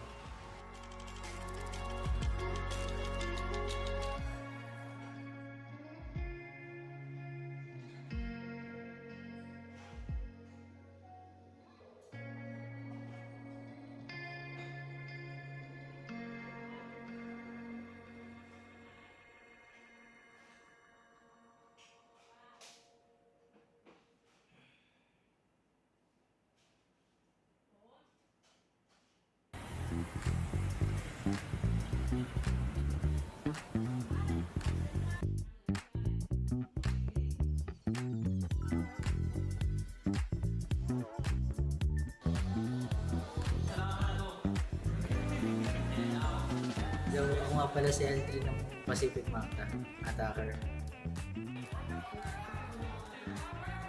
Nung pinaka-proud na achievement sa sarili ko yung nag-champion kami ng SGJ 2018. Kasi dun kami mas nakapaglaro ng mas maayos ba, nakapag-perform. Have some hit and miss performances, but no. Welcome back. What's up? What's up? In a 5-minute break temporarily, just to fix whatever the issue is behind the scenes about it. But hopefully we are back. By the way, we are on the second map of the Grand Finals. We are on Ankara, score is 5-4. And so far, haven't seen anything too amazing. Galing dito sa UBEC, some responses in some of these rounds, but it's not the same energy that I was getting. Galing dito sa group stage, man. Yeah, there's something missing in the mix for UBECMANIAC. I don't know. It might be the nerves being on the big stage. Yes, that is the Grand Finals for the first time here. It might be that SGJ's new strat book, their new roles, and the flexibility of possibly having 3 or 4 snipers on the team, really catching them off guard, having not been able to prepare for that. And there's just so much kind of just not working out for them right now. KLP's not hitting his shots. The KLB lurks not working as much as one would want to. And now, because of that, yeah, even if they are only 1 round behind, it just feels so much like SGJ still have control of this. In fact, it almost feels like they have UBECMANIAC in a chokehold at this point, Sneaky. There we go, bit of a flash going on. High mid fight between SGJ and UM. KSA will win the first fight. Ganon will get KSA in return. KLB nandito sa tower. Loy with the headshot kay Yobib. And a bit of action happening dito sa high mid, and it works out para dito sa UBECMANIAC. Elvin will get KLB though. C4 could be underway dito sa B site once he does get the cross, pero nandito na si Kano. May batteries. Elvin not expecting the swing, obviously. Loy and No at the same time. Swing for the hills, and Tino na lang natitira. Doesn't get Loy on the cross a bit too fast. 5-5, UM. That's more like it. That's more like it para sa UM. More convincing win. Yeah, I think, what was missing in that first half was the convincing rounds, right? The rounds where not a single person has died, or maybe only one frag has gone the way of SGJ. This time, first round opening up our second half here, the GR side for UBECMANIAC seems to have been treating them well, but again, KLP falling at the hands of Tino here, definitely not having the best day today. But Kano will refrag here, equalize the numbers once again. I love the instant response from the boys. But CA is locked down by Tino here. I think he already is aware that is here for the rotation in top 8. Pero ma-realize ba na SGJ na walang tao dito sa top 8? I think it has been called. Oh, KLB and No coming in from exit. They want to get some CA control. And I think Elvin is going to help Tino regain control dito sa LA. Elvin is going to go back. Tino going to go back inside. Never mind. Gonna stay dito sa boxes. But with 4 people, if they can take over itong LA natin, it's definitely retakeable. Pero, 4 na lang ba silang lalabas dito sa exit? I mean, it should work with the sheer numbers that they have. KSA gets the first one. Doesn't get the second one. Noi will get one in return, but Yobib gets 2. JJ getting Yobib and Elvin at the same time, but Tino doesn't have to do anything too special, and he loses to JJ on the pistol fight. And UBECMANIAC get the lead dito sa Ankara. Sneaky, that's more like it. We're seeing the highlights out of UBECMANIAC again. It seems that they have been reawakened here in the series. And now that they have the lead, we are looking at the UBECMANIAC that could possibly be that same that we saw in the group stages here. And this is top-tier Crossfire. This is primetime TV today, man. We're finally getting now the trade of kills up in mid. KLP, KSA. Oh, the double kill coming in from him. And UBECMANIAC getting a little bit too spicy. An uncharacteristic performance out of them here in this round. Yeah, I mean, they got Yobib, right, which is going to make you a happy man kung why nasa but then you forget about KSA popping out of nowhere sa mid. And yeah, that's definitely going to hurt. Tino sa bypass, doesn't get the shot. But Elvin does take down itong Sino, and Tino, the only one still crouching dito sa bypass, and he finally falls down. But it's just a delay. What? Actually, excuse me? Para kay Elvin, but KSA and Keller now aware of where the last player is. KSA in spawn. Does he see him cross? He does spot him in second mid. No way, the timing. He's got all the way to hotel. Just the pure timing? Hotel has been entered. 30 seconds left dito sa C4 natin. Napakadami pang oras para kay JJ para gumawa dito. It is planted for slope. And I think he just assumed since it is planted for slope, there is going to be a guys in batteries. But by the time that he already was looking on site, meron palang tao sa bato and sa RS and SGJ. Back on the tie point against itong So I feel like it's going to be a back and forth para sa second half natin dito. Yep. Looking at it now. Double snipers, Yobib here on the AWM. SGJ a lot more patient this time around, trying to catch Maniac off kilter now. KSA, White Swing having a life game right now, takes down KLP. He is deactivated early in the round again. He's not being given any kind of way to find momentum here in the round, and it's so oppressive out of SGJ. Even now, when they are on the BL side, they are preventing UBECMANIAC from feeling that rhythm, from being able to build up momentum and snowball into the late game here.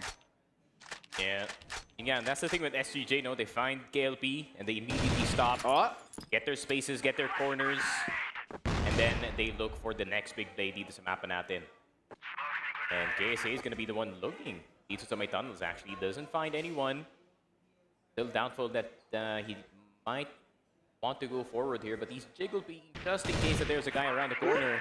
Pero KLP spotted sa loob ng hotel, but is that gonna mean one thing? Loy might peek this high mid position, pero Loy could be at the right place at the right time, and yes, he does. He punishes KSA for crossing into CA. Pero 4 pa naman natitira dito sa SGJ, so they can still do plenty of work dito sa mapa natin. Yeah, lots of space done, and of course, not the fact as well that Yobib has made his way all towards mid, all the way up to high mid. He can cut off the rotation as SGJ has made themselves known on A as well. The flash is out here. Further delaying the push from SGJ. We're down to the last 45 seconds. Loy is gone. Kano takes down 1 second as well. But Keller is there for the trade. Here, JJ again. Popping off. Takes down Keller. It's going to be Yobib alone. Does not have the C4. Does not have the space. And he has to find a way to isolate these gunfights. But JJ. Oh, JJ. What a performance here in the last 2 rounds. A reawakening of the UBECMANIAC roster. Yeah, JJ being super slippery. Not letting that scope of Yobib get any glimpse of him in that position. That could have easily went wrong. dito sa but thanks to JJ, they still held on dito sa top A. And the fact that he was the only player there, and namatay na nga si Loy, which is their backup for that A site, was not really good news for them. But JJ being as clutch as ever dito sa series natin. But now, SGJ with the pure A site execute could be incoming. And Kano needs to be prepared for the Vents play. Masses are gonna go through, and here comes the rest of the squad. Taking a look at LCKSA. They don't beat Kano in the corner. Kano almost getting to Yobib, getting both players in A site. Pero naandito na ba si KLB for the assistance? Wala pa silang control dito sa left side stairs. Tino getting the kill kay KLB. Woo! How has that happened? How do you do that, man? The old man can teach them new tricks. Now Lloyd finds Tino Yobib here, keeping it defended. KLP out with a pistol, finds Keller, cannot get the kill. And again, they are fighting back. Mano A, Mano. 7-7. SGJ, just like how we said it, it is going to be a back and forth kind of second map. Especially dito sa second half natin, and SGJ just exchanging blows. Oh, I like this. The early smoke from UBECMANIAC denying the information in mid. This will make sure that SGJ don't come up with those same hijinks that they've been doing earlier. The early kills on KLP because Yobib and Tino just show up on the map out of nowhere. And now, they've slowed it down to a crawl. This time, SGJ, they're going to have to play it normal. Yobib not on the AWM this time around. We're going to see group stage SGJ for a second here. We'll see if this remains to be a force to be reckoned with. Because remember, if SGJ, when they go back to normal, this is the form of SGJ that has been studied by UBECMANIAC. Oh, Kano. Oh, barely. How does he get missed out of that shot? Good thing he sped by dito sa Vents. Got away in time. So he doesn't have they do have an idea na making A execute nga to. Flashes are gonna go through. Kano, is he gonna get spotted on the left side? He does get KSA still, but with Yobib on that M4 with a wooden box, that is very vulnerable. KLP still missing his shots. Will get itong si Tino though. But it's a 3v3 still. They have no long control whatsoever. And tignan mo yung position dito ni Keller. Now, repositioning coming in from UBECMANIAC, setting up for that retake here. KLB made his way all towards the other side of the map. LA control from SGJ. REBORN not going to be expected. Keller again here right behind the boxes. Takes down KLP. No alert for you. They take down the second and clean up KLP.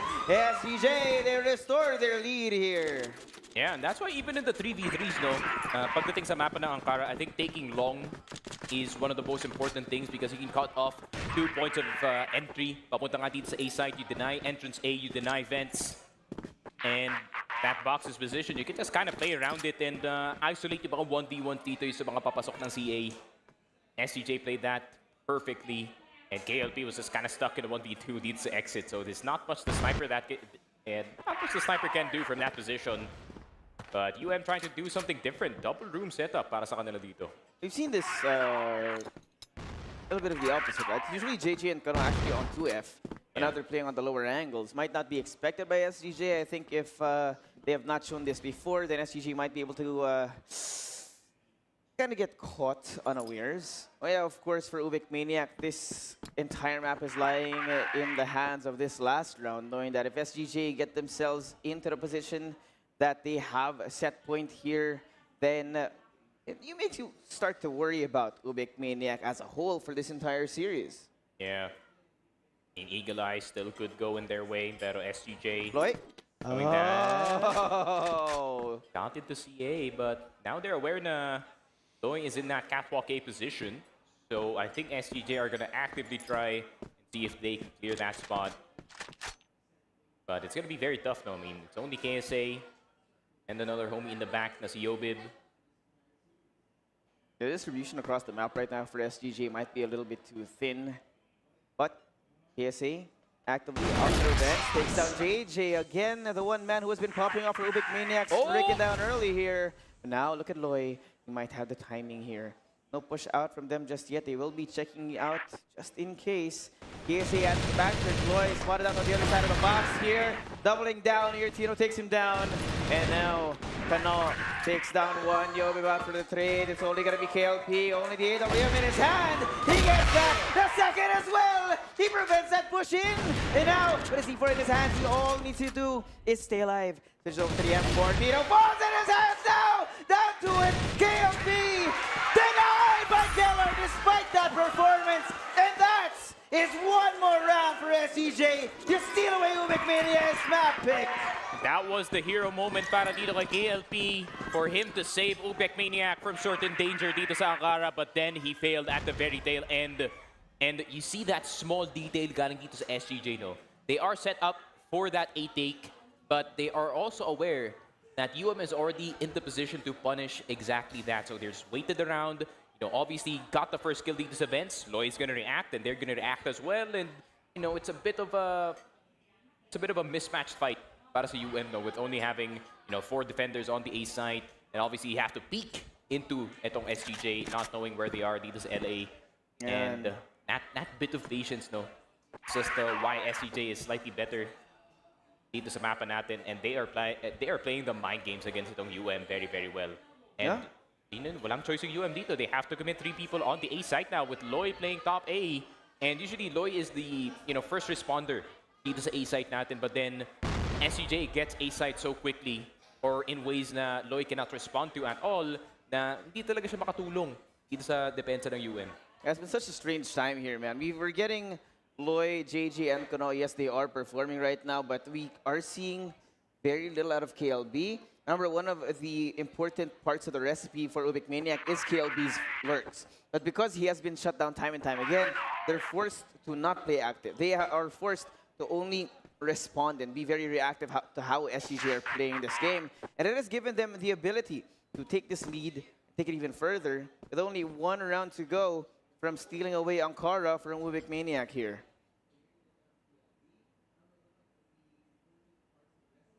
Triple top A? No.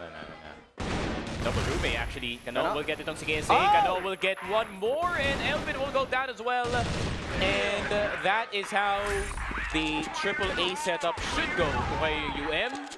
And 9-8 overtime could be fought here for UM. But SGJ, they might just look for the finish. And I fear might just be the A execute. No. They want to take some mid control first, but the double nade from second mid. Low na agad si KSA and si Yobib. Half HP already at the start of the round. Yep. Not having seen a single thing already, but they've suffered quite a few wounds now. And SGJ, or UBECMANIAC rather, have activated in the prime time. They are looking to bring it all the way to OT, but Tino finds KLP again. The continuous shutdown of the sniper for UBECMANIAC has been keeping them off their rhythm. And Loy still on the angle, waiting for the right time to strike here. They haven't gotten past him. And Loy, they know where he is. And Yobib finds JJ. It's starting to fall apart now. The 3v5, the numbers continuing to be in favor of SGJ right here. Now, Kano, Loy takes down KSA. It's going to be a valiant effort that they need to bring over the finish line. KLP as well. Finally, the lurk works out, Sneaky. And out to 2v3. SGJ, they're falling 1 by 1. And we're equalizing the numbers now. UBECMANIAC, they can feel that overtime. But Keller wants to deny it. He takes down Loy. RS is gone. And they take the long ride around. KLP, the IGL, everything lying on his shoulders. He backs off again. And SGJ calling in the last second. The movement from him. Yobib has the angle, so does Keller. As soon as he sees one, he's taken down! And SGJ, 2-0, 1 map away from victory! SGJ on the last round on Ankara, roping in that last player all the way in RS. And SGJ, 1 map away from sealing first place dito sa regionals and a 10K USD check. And man, they're looking so good right now, man. Every single player ng SGJ is live and alive in this game. I mean, Yobib is playing like his usual self. KSA is playing amazing. Keller back in the fray, back in the big 3. And yun nga, no? SGJ just looked good all throughout yung series natin dito. Granted, it was a better game para dito sa UBECMANIAC, no? But you know, with KLP still struggling And KLB as well. KLB as well. Like, both the KLs are not really the exact same thing as we hyped them up to be, no, pare. And yun nga, Loy had a bit of a comeback happen. JJ had a bit of a comeback happen. Even Sigano has had some few choice moments dito sa Ankara, no? But overall, I mean, SGJ, I mean, they're also very familiar with Ankara. Their map control is really good. And yung mga slight pauses na ginagawa nila, no? Just like na nakita natin sa LA kanina where they already have LA control. They're set up para dito sa A execute, but then they just wait. They just wait and wait and wait. And KSA, they're gonna tell KSA, okay, find someone dito sa vents. If you do find someone, someone's gonna react galing sa CA, and they just play off of yung reactions dito ng UM, which is, you know, really just insane gameplay galing sa kanila dito.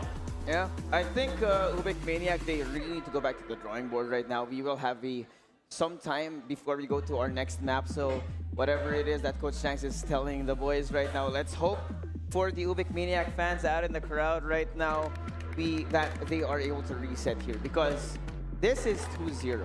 Yeah. If they fall here in our third map, it's going to be a clean sweep from SGJ, and it's the true takeover of the dynasty. SGJ will have stolen that away today. Yeah, I mean, well, fortunately, para dito sa SGJ, no, or para dito sa UM, that they're going into Eagle Eye, which is a very familiar map. Para dito sa UM, obviously, in group stage, SGJ is different to playoff SGJ, as is evident dito sa first two maps natin. But then, if it's any map to have a chance on against tong SGJ, it might as well be Eagle Eye, especially with how good the UM squad actually played dito sa map na to. But the problem is, ayun nga, now Yobib is on the sniper, could be playing slightly different dito sa mapa natin. Tino obviously is gonna be playing top A dito sa Eagle Eye 2.0 natin, but then, ayun nga, no, things could change up very, very quickly, could be assigned somewhere else. Obviously, they have one of the best B defenses out of anyone in the country dito sa Eagle Eye, so yeah, I mean, it's gonna be quite the challenge para dito sa UM, but they've already done it once. Maybe they can replicate it again, pare. Yep. Will not be surprised here if we do go all the way. I think one thing that is characteristic for UBECMANIAC is that consistency. The fact that they don't really need to bank on a mental runway, so to speak, right? When it comes to the longer series. But this is really the test, right? We talked about the endurance of this squad in a best-of-5. The width of their map pool, the possibility of a comeback from these guys. We've seen it happen before in the group stage time and time again. So if any time is the time to lock in right now, it is now. Because UBECMANIAC, they're staring down the barrel of an executioner here in the form of SGJ. And it doesn't matter who you're looking at, because you've got 3-4 snipers on this roster that are so ready to take this victory. And they are so close at this point that they can taste it. Yeah, for sure. They like UBEC might have a bit off more than they can chew dito sa first two maps natin, especially considering na map pick pa natin ng UBECMANIAC, and obviously you want to kind of pick the hard maps first in a best-of-5, but then now you're suddenly down 2 maps this series natin, and you have to play a map pick dito ng SGJ that they're also very familiar with, though. So SGJ, they're in a really good spot. They just have to execute dito sa Eagle Eye. If that doesn't happen, then we might just go into map number 4, which is actually really good para dito sa UM, considering it is sub-base. It is sub-base. Yeah. The hometown of UBECMANIAC. So really, so much hangs in the balance of this Eagle Eye for UBECMANIAC. It's not just surviving, but it unlocks that necessary evil for SGJ. That when they can get on to sub-base, then UBECMANIAC are gonna feel at home, and that mental fortitude might just bring them, it might galvanize them for a victory here in the form of a reverse sweep. But there's just so much that they have to go through right now. They need to have that mental resilience of going through round per round, map for map.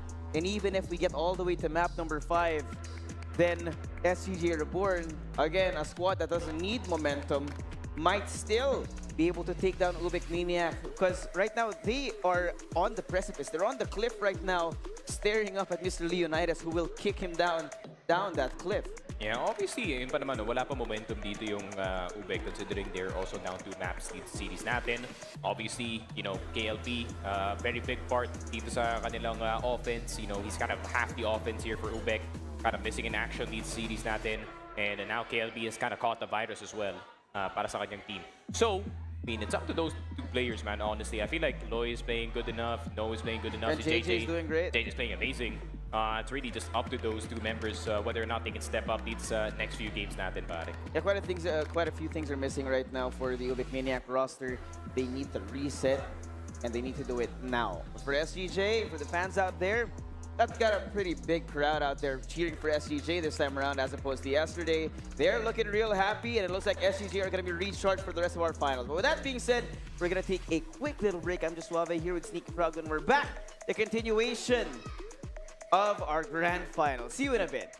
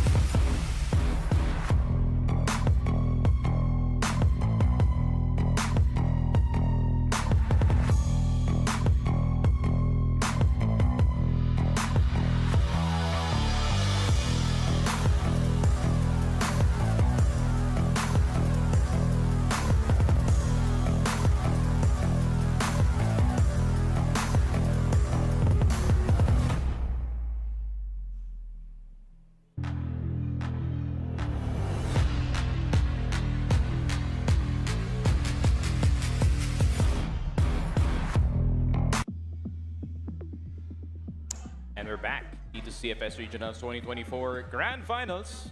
So far, so good para dito sa SGJ. Yeah, it's been SGJ, man, the entire time. Let's not lie.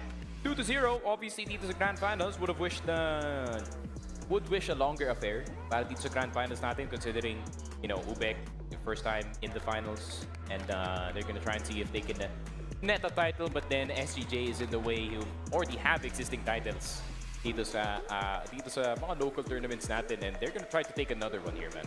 Yep. You see the confidence right now in the SGJ camp. I think that Tino has been having some insane rounds, and it's just, I keep saying this, right, because it's such a recurring theme, but SGJ, right now, they've been throwing a wrench into the works of UBECMANIAC, because whoever the analyst of UBECMANIAC is right now, they're having a nightmare.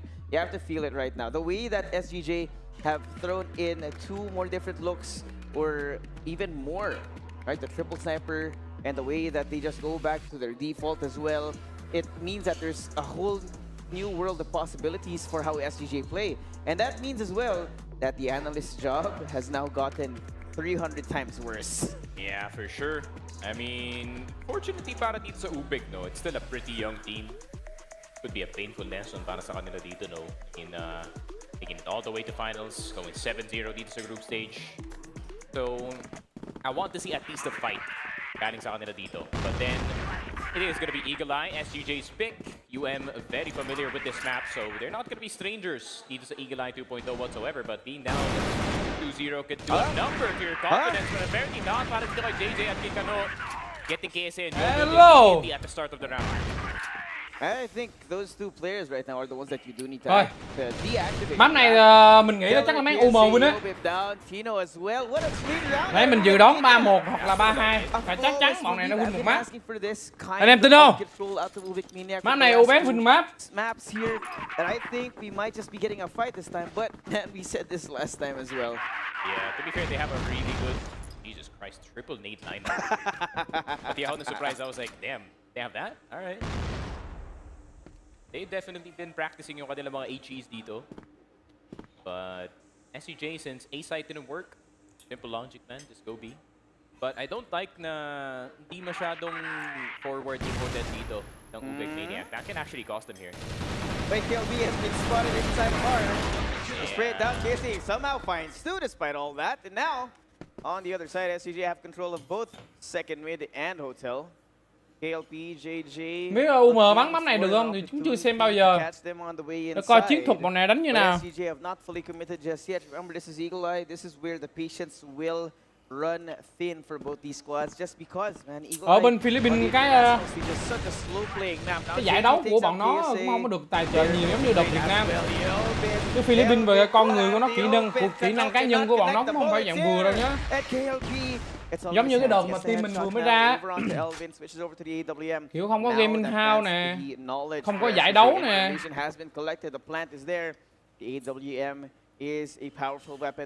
Chỉ có Trung Quốc là môi trường là khủng nhất thôi. Mà lại thằng ngắm của bên UB này không có hay anh em à. Thằng này sao đi thấy đánh giá nó ngắm xịt nhiều lắm. KBL, KLB gì đây nè. Tỷ lệ hụt của nó nhiều. Sometimes, man, basic logic works. Just like how I said that if A doesn't work, might as well just go B. And at the same time, SGJ played that super well. Phải công nhận là ranking giờ nó tiến bộ hả? Đợt vừa rồi như thắng EB cũng mấy rồi. Thắng EB cũng được. Thắng EB là ok rồi, thắng hạng 3 của Trung Quốc các thứ là được rồi, thoải mái rồi mọi người. Việt Nam mình giờ đội hạng 1 hạng 2 khỏe mà. Đâu phải yếu đâu. Kỹ năng cá nhân của hạng 1 hạng 2 Việt Nam khỏe. Yeah, it's so necessary coming in from UBECMANIAC to take control of these extremities of the map, knowing that SGJ, they do love taking that hotel control. Ngày xưa là bên Phi nó toàn là sản sinh ra mấy thằng snip ghê không á. Nhưng mà sau đợt này mấy thằng snip của mỗi đội này dạo này nó yếu quá. Cái thằng Tino cái thứ này là sao đi không đánh giá cao này. Có mỗi revenge thì ngắm ghê. Nhưng mà hôm qua cũng hơi trend. Then that's momentum slowly taken away from SGJ.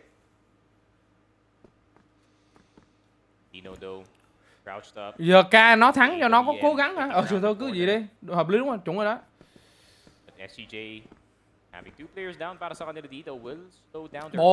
Đội hình nó giữ tới 5 sao là đẹp. Giữ hết 5 sao. Chỉ có thay đổi nó mới mạnh mẽ hơn thôi, cứ giữ đội hình. Như team Saudi ạ. Xưa giữ đội hình bắn suốt bắn mãi, gặp Trung Quốc cứ thua rồi. Đội hình nó thắng, đội hình nó cứ giữ đội hình đó là được. Ngon.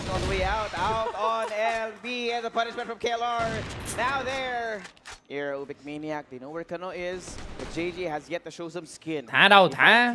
Thua thật đấy. Solo on health here. Elvin continuing to try and trudge forward towards A. From Keller to put that bomb down. Should get them out of the way. Elvin, đồ. Down to a 1v1. Sao dí được xuống góc này nhờ? No ơi. Giỡn hả? Góc này làm sao dí được nó?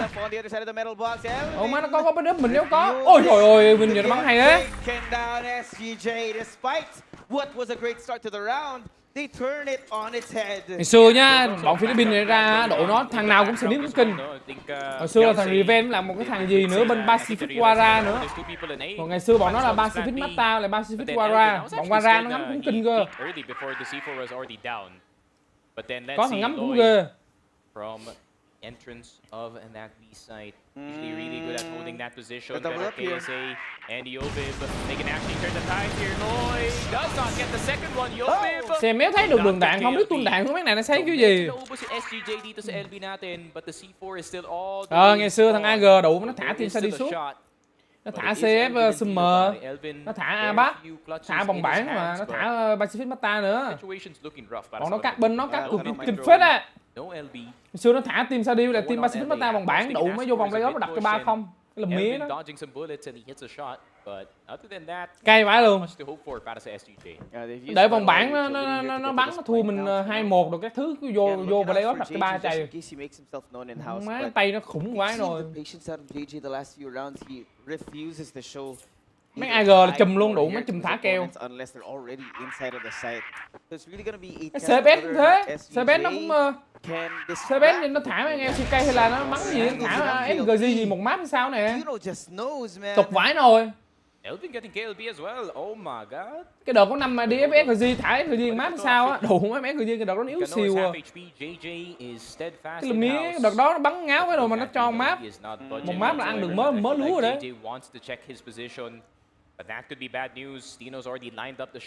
Từ tới bây giờ vẫn CF Summer nó gáy hả?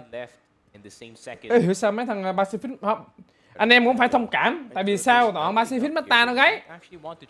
Nó cái lúc mà nó đối diện với team Saudi là nó còn thua. Là one day vững lại này nó thua SEA Games nè, 2 cái SEA Games. Rồi Abac thì Abac nào nó cũng thua. Nó chỉ thắng Saudi được cái vòng bảng CBS với lại vòng bảng CF Summer thôi. Nó gạt giò thôi. Còn lại là nó toàn bị thua thôi, đâu có cái giải nào nó thắng team Saudi đâu nên cái cảm xúc mà của thằng thua quá nhiều cái lúc thắng nó phê lắm. Nếu mà Saudi mà thắng team của thằng AG mà nó có ZWV Bình là Saudi cũng gáy như thế đấy. Ở trận chung kết là Saudi cũng gáy như thế đấy. Mà phải chung kết SVL á, 3 vòng loại này như vòng loại A Bắc, vòng loại A Bủng thì sao mà gáy được. Chả có gì. Khi nào thắng rồi bọn đấy đủ CFS mà mấy cái trận quan trọng hoặc là CFBL rồi mà gặp nó rồi đó, thắng đủ nó gáy sướng. Giờ gáy gì 3 cái vòng loại này như kiểu bây giờ kêu thằng UM này nhá, mà bắn cái vòng này với lại thằng Pacific Mata chưa chắc UM này thắng. UM này là khi ở vòng bảng nó bắn hay thôi. Chứ để mà vô vòng playoff này gặp Pacific Mata không có cửa win được vòng Pacific Mata. Sao đi hứa tết.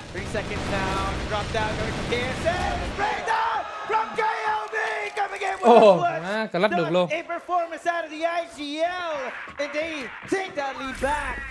Bit of a miscommunication between yung players natin ng SGJ. I think KSA was supposed to be the first contact in that situation and it's habang distracted yung si KLB. Ngày xưa sao đi biết là bọn was supposed to be at the same sao đi time. bắn sao đi cảm nhận được nó nhờn.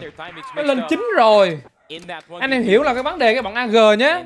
Nó là một cái kiểu nó là không có ép. Nhưng mà cái lúc mà ở map dinh thự cấm là sẽ đi bắn với nó là một nó win sẽ đi 1-0 nó đập sẽ đi 9-5. Anh em nhớ không? Thì đậu má nó đi nó ép khách sạn mình mà nó bắn cái đùa tường đạn mất dạy lắm. Nên mình đối diện mình nhớ đụ nó có pha nó còn không thèm bắn team Saudi cơ. Nó thả lộ liễu vậy đấy ở A Bắc gì á, đủ đồng đội lên mid nó đứng nó thấy nhưng mà nếu bắn nó bắn lên nó bắn bỏng lên trời á, mà tâm đạn của những thằng đó làm sao bỏng được, nó thả từ lúc 9-5 giờ nó ép khách sạn cũng vậy. Phòng núp ở ngay K3 đủ nó đi ra chứ mà nó bắn hụt không trúng phong viên nào nên biết là mặc dù mình kêu là nó không thả nhưng mà trong thâm tâm thì biết là mấy lồng AG này nó chơi chiêu chơi bắn vậy lắm. Nhưng bên nó cá độ cũng ăn nhiều mà bên nó cá độ mạnh lắm. Nhưng mà với mình thì mình không bảo thả được, mình phải bảo là win. Chứ là nó thả thì nghe nó bần mà mình cảm nhận được trong game thôi. Cảm nhận được trong game biết mấy cái tình huống đó thôi. Chứ làm gì có chuyện mà mấy AG mình ép mình ép đều lắm. Đủ mấy chiến thuật của chúng nó kinh lắm. Nó mà ép nó canh thông minh ép phải 3-4 thằng, không có chuyện mà nó ép một thằng đâu. Tay nó to rồi nó bắn ghê lắm, nó khó chịu lắm. slow it down. The delay. Xong va map 3 là map gì á? Nó 3 map gì nó đập để mình đập ra 10 năm hay sao? Ở vòng bảng thôi.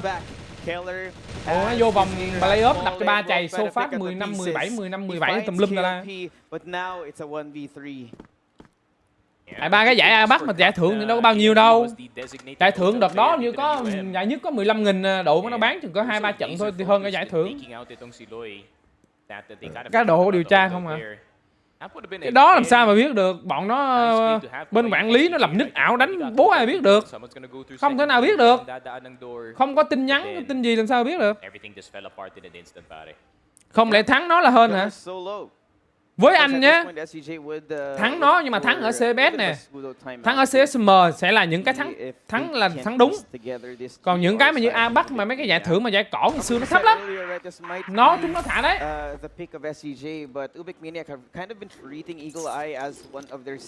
Tại vì anh đội hình anh ngày xưa độ yếu à. Sao đều bằng khung của 5 thằng nó được. Có cho bắn độ nó 10 lần mà gặp 10 lần quan trọng cũng thua thôi.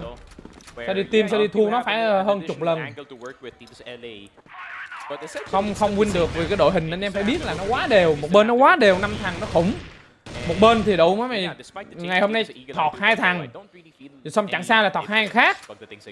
Ảnh hưởng vị trí đâu cái thứ không ấy đâu, không như khung bây giờ đâu. Khung bây giờ mà để bắn nghiêm túc là hầu như là thằng nào cũng cánh được. Bắn mà gọi là bắn hết sức, bắn cháy máy á. Mà lại cái kill nó ổn định nữa. Như CSM team sẽ đi đâu có nào bắn đủ mới dưới 10 kill đâu. Không có chặng nào team sẽ đi bắn dưới 10 kill trừ khi những map đấu win so fast. Chặng nào team cũng bắn thằng 12 đến 15 kill á. Đều vãi nồi ra xem lại bắn đều và đá. Sẽ đi bảo dự đoán map này bên UM nó win mà. Now rescue has come. JJ taken down. Để xem coi có win được map này không đây. Map này UM ít nhất cần phải lên 6 nha. Rồi.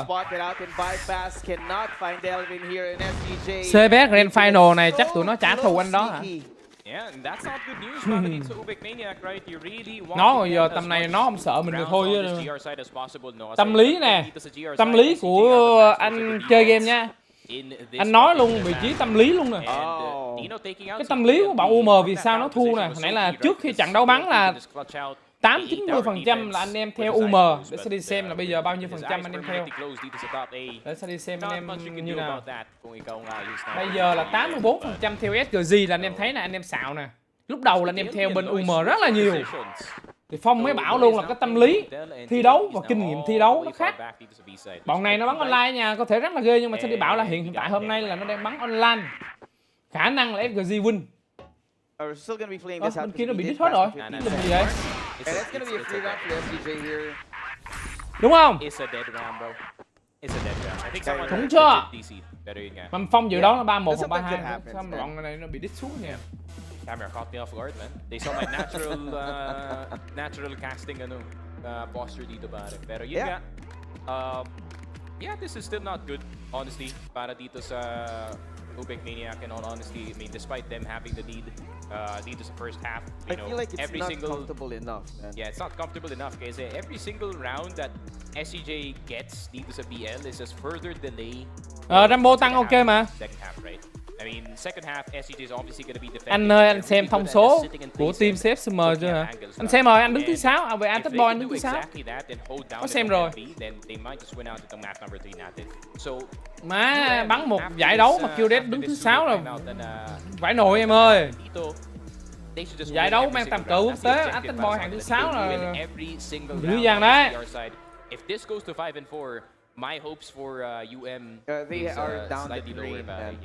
Yeah, I mean, Eagle Eye is one of those maps that you just need to take advantage of the stronger side of the map because once things switch up, CSM 2024, you don't have that 4-5 round lead that one would want in the second half, then it gets just so difficult. You're gonna have to be playing this uphill battle up against one of the most experienced rosters in the Philippines right now, SGJ, who have been up against Makta. They have been on the international stage. And when you're on the international stage, it's a whole different beast. You are given a coming of age when you achieve that. When you go up against the likes of ranking, when you go up against the likes.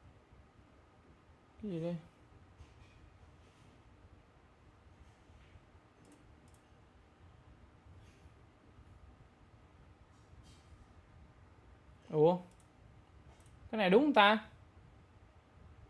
Cái này đúng không mà? So Baisha, you know how to play in high pressure situations. Yeah. Ủa, Active Boy nhầm à? À đây, Active This Boy will này be mới quite đúng the rồi. experience though for UBEC, especially like For playing sure. up against like Chinese teams, because you make one Má thằng mistake against GDZ này Chinese công nhận teams, bắn man. ghê. And you're gone. There's a bullet in your head, then Thằng you're just GDZ wondering này bắn what kinh. happened about it. Vô. Right. Back on the server now. Trở lại với 3-4, trận we đấu got ơi. it. UBECMANIAC again still on the lead, but this time No, no, no, no, no, no, no, no. KLP Anh hạng has 6 to em ơi. score towards A.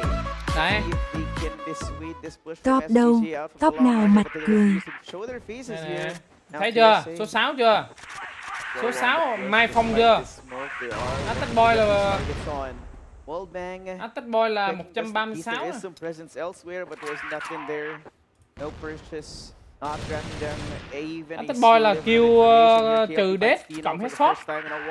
Còn kill cộng headshot cộng trừ death hay sao? Maniac. That means the longer angles are not protected for SGJ as a roster. Yeah. KLP now with the first blood. Bintino Kiểu has là been bắn getting his time and time again. dương ra được 120 mấy Active Boy That's á. gonna be bad news para dito sa Ví dụ như UM số after kill what này bắn happened sao thì in nó these prior tính thành rounds. kill death. Nhưng mà Now, còn bắn thêm SGJ headshot is nữa nó probably cộng formulating thêm. something of a strategy as Tino is now Sadi, gone. He just sắp walks tới là forward. Sadi đang tính làm một cái cộng đồng ở OEG chuyên tổ chức cho mấy anh em bắn chế độ 5 năm về đột kích bên bên đấy. Đang chuẩn bị hợp tác bên liên hệ để Sadi liên hệ OEG đó. I think they're having a hard Nếu mà time chơi được holding game the đột kích whole ở hotel, một so net might as vui well chứ. hold it on bridge, hold it on B-side Vừa qua instead, anh but em vào that OEG gives a lot anh of em space para sa SGJ para tạo bumuelo team dito với sa nhau ra everybody. xong bắn Yeah, kèo. there's a lot of free reign that SGJ can get away with. The lineups that are coming when you are. Thôi here tập on trung the game này nè. lower side. Khả năng cao là round này lên 5-3 cho UM thôi. More time, but knowing that there's no one here, UBECMANIAC, they're gonna really be banking on the fact that SGJ have not actively cleared out second mid. So, by the smoke, Loy will find one. Tino is gone, and KSA is gonna be the first point of end. KLP on the other side of the ring, and again, KSA having a live game. Yobi doubling up on it as well, and a second coming in for him. 2v3 with a plant down now for UBECMANIAC. They have to get in for this retake, because KLP has not been having the best game. This sniper has to be locked in, and with JJ on the other side of this, the pressure might be too much. SGJ holding it off, every angle covered now. JJ, Mấy thằng này đấm ghê. Thằng này đấm gọn. Thằng này với lại thằng Nô, hai thằng đấm rất là hay. Wow. Thằng JJ này bắn AK ghê. JJ là thằng mặt thằng nào nhỉ? Thằng này với lại thằng Nô bắn rất là ghê nhá. Very wrong, very fast para sa kanila dito. Bên này kia thằng KSA với lại Yobit. Last round, it's not gonna be too bad of a half para sa UBECMANIAC. But then, can they figure this one out? UBEC, I like this. The tower push from UM, but SGJ is in a position to actually punish this. Kano spotted from that bypass position, but KSA cannot overextend for that angle. Ai vũ rồi K200M không nậu? Không nậu đùa. Nó không nậu nhát chữ mà. Người ta bảo là bây giờ mà tự nhiên có ai vũ kèo 200-300M chứ ai bảo giờ K không nậu. Giờ K là sao mà nó dám được. Bảo là giờ đang buồn, đang chán nè. Giờ có ai vũ kèo 200-300 thì bắn cho nó nhiệt. Nghĩ sao giờ K dám nậu ơ. Đùa.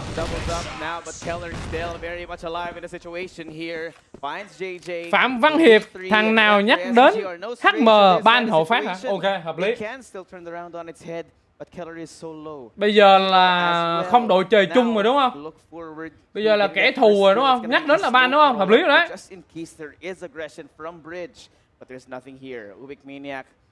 Rồi, cảm ơn Hiệp donate 50k nhé, thank you bro. Lần sau donate 500 cho lực nhá. Để xem coi Tino có cứu được pha nào hay là 63 cho UM, 63 UM là UM này nó win mắm này. Anh nghĩ Brazil, theo anh là bọn em Imperial này mùa này nó bắn rất là ghê, bài bản chiến thuật và team nó hiện tại rất là đều.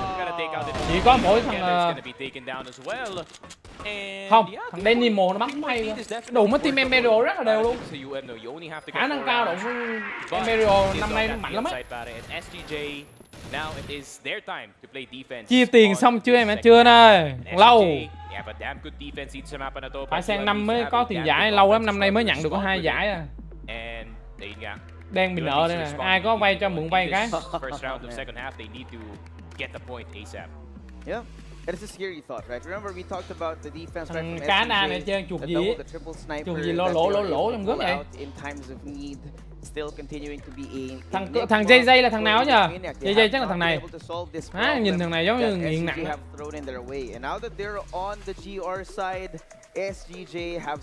Tối nay quyết định chặn IDC Betnan hả? Tối nay để xem chặn của Goken với lại team không, team ai chắc là team Goken đi thôi.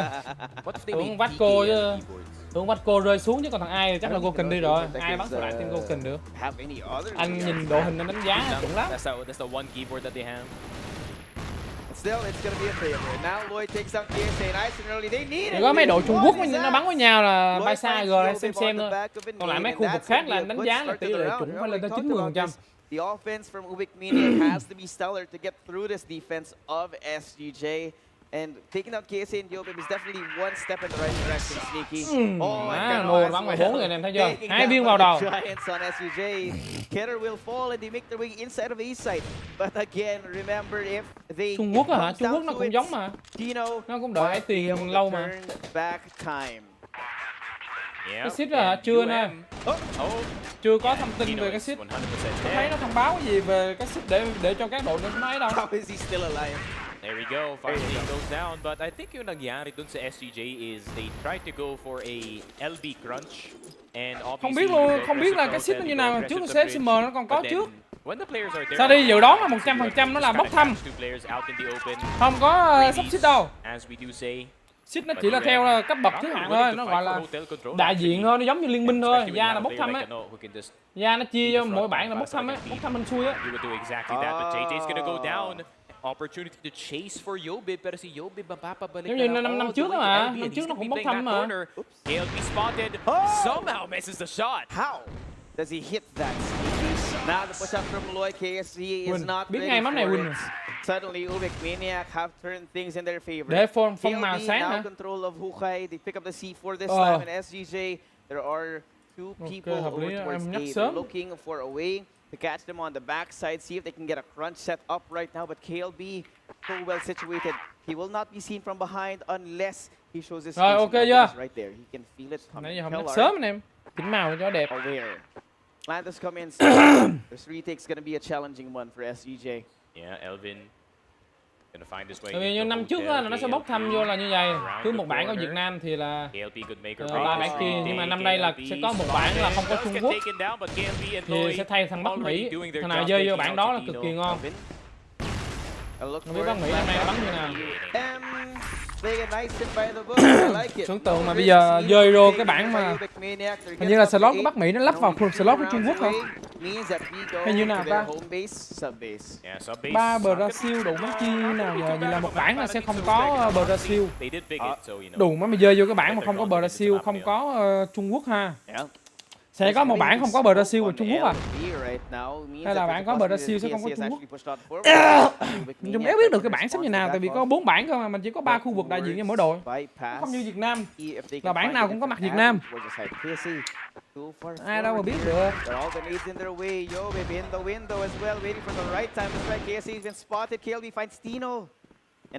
SGJ looking for another avenue to make things work in their favor. They do find KLP though.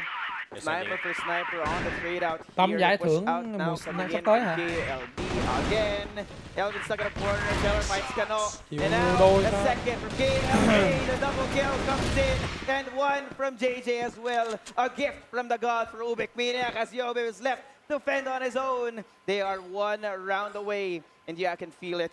Yobib, he has to wake up now, otherwise it's gonna be over. The sweep will be denied, but I like this timing. Full health right now. JJ năm nay cửa cạnh tranh của các đội nó cao. Gets that kill over onto JJ. Now doubled up inside the site. 55 seconds. UBECMANIAC, all they need to do is hold on here. Flash comes out. Further delay from them. No push-outs. He'll be across here from inside, and Loy will peek out. UBECMANIAC for the first time get themselves the set point, Sneaky. Here we go. 9-3 UBECMANIAC. 3-1 hoặc là 3-2, nhiều khi đội mới map sao nó win nữa. Dự đoán như thần. Map sao là map gì ta? Map sao là map Subway hả? Subway nha, đủ map Subway là mấy thằng UM này bắn hơi bị ghê nha, đừng đùa. Subway này đủ, thằng này nó bắn 14 hơi rác. Khả năng cao 2 đều. Đến với map 5 là tung bao. Khả năng là độ này có đến map 5 đấy. The immediate punishment from SGJ, the veteran squad who has gone to the international. Chung là người tính không bằng trời tính anh em ơi. Đủ á, năm trước tính đấy. Tính xí mẹ luôn. Cuối cùng để thằng Pacific Mata nó gạt giò chứ không là vô top 4 rồi đấy. Bản cũng ngon đấy. Bán ngon vãi nồi á.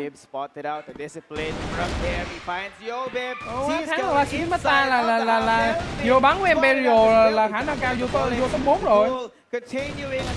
Cùng bị mấy Pacific Mata nó gạt giò.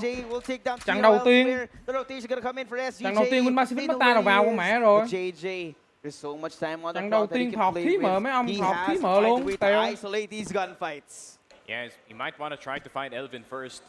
Cái gì nữa, dự đoán toàn ngược nữa, giỡn à. Hôm bữa Pacific Mata với lại SGJ mấy ông cũng bảo này là Pacific Mata win là tôi bảo là chưa chắc. Thôi đội SGJ này nó thay đổi đội hình rồi, còn cái đội kia nó quá cũ. Khả năng cao là SGJ đi mà, dự đoán gì còn đòi kêu nữa. Bây giờ người ta đang dự đoán là SGJ win đây nè. Hồi nãy là 80-90% mấy ổng theo UM kia kìa. Giỡn à.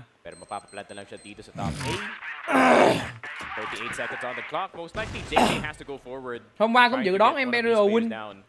Tại vì đội hình của Imperial nó đều hơn. Goken có hay cánh máy nhưng mà đội hình không mạnh cũng thế thôi.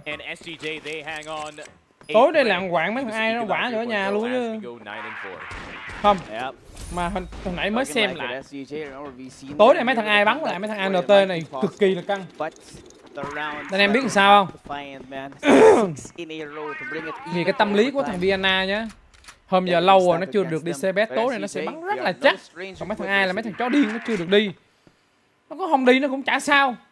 Nghĩ là tối nay chặn của Goken với lại ai rất là cân, không có 3-0 như bọn Imperial đâu. Pero kung hindi mahanap dito si Keller, they can actually just slip on by all the way to LB, flanking the entire offense that's going on, but Kano is gonna get Elvin, they have to worry about it, but Yobib is still here, he's gonna get shot by 3 players ng UBECMANIAC. But KSA, he's just gonna walk into it. Chuẩn bị đợi mắt 3 hả? Missing the shot! That could cost them the round. C4 is still in the hands of the KLB JJ. Mà 4 spy này anh xem rồi. Bọn này nó công cái sàn cũng mạnh lắm đó nha, cái bọn UM này nè.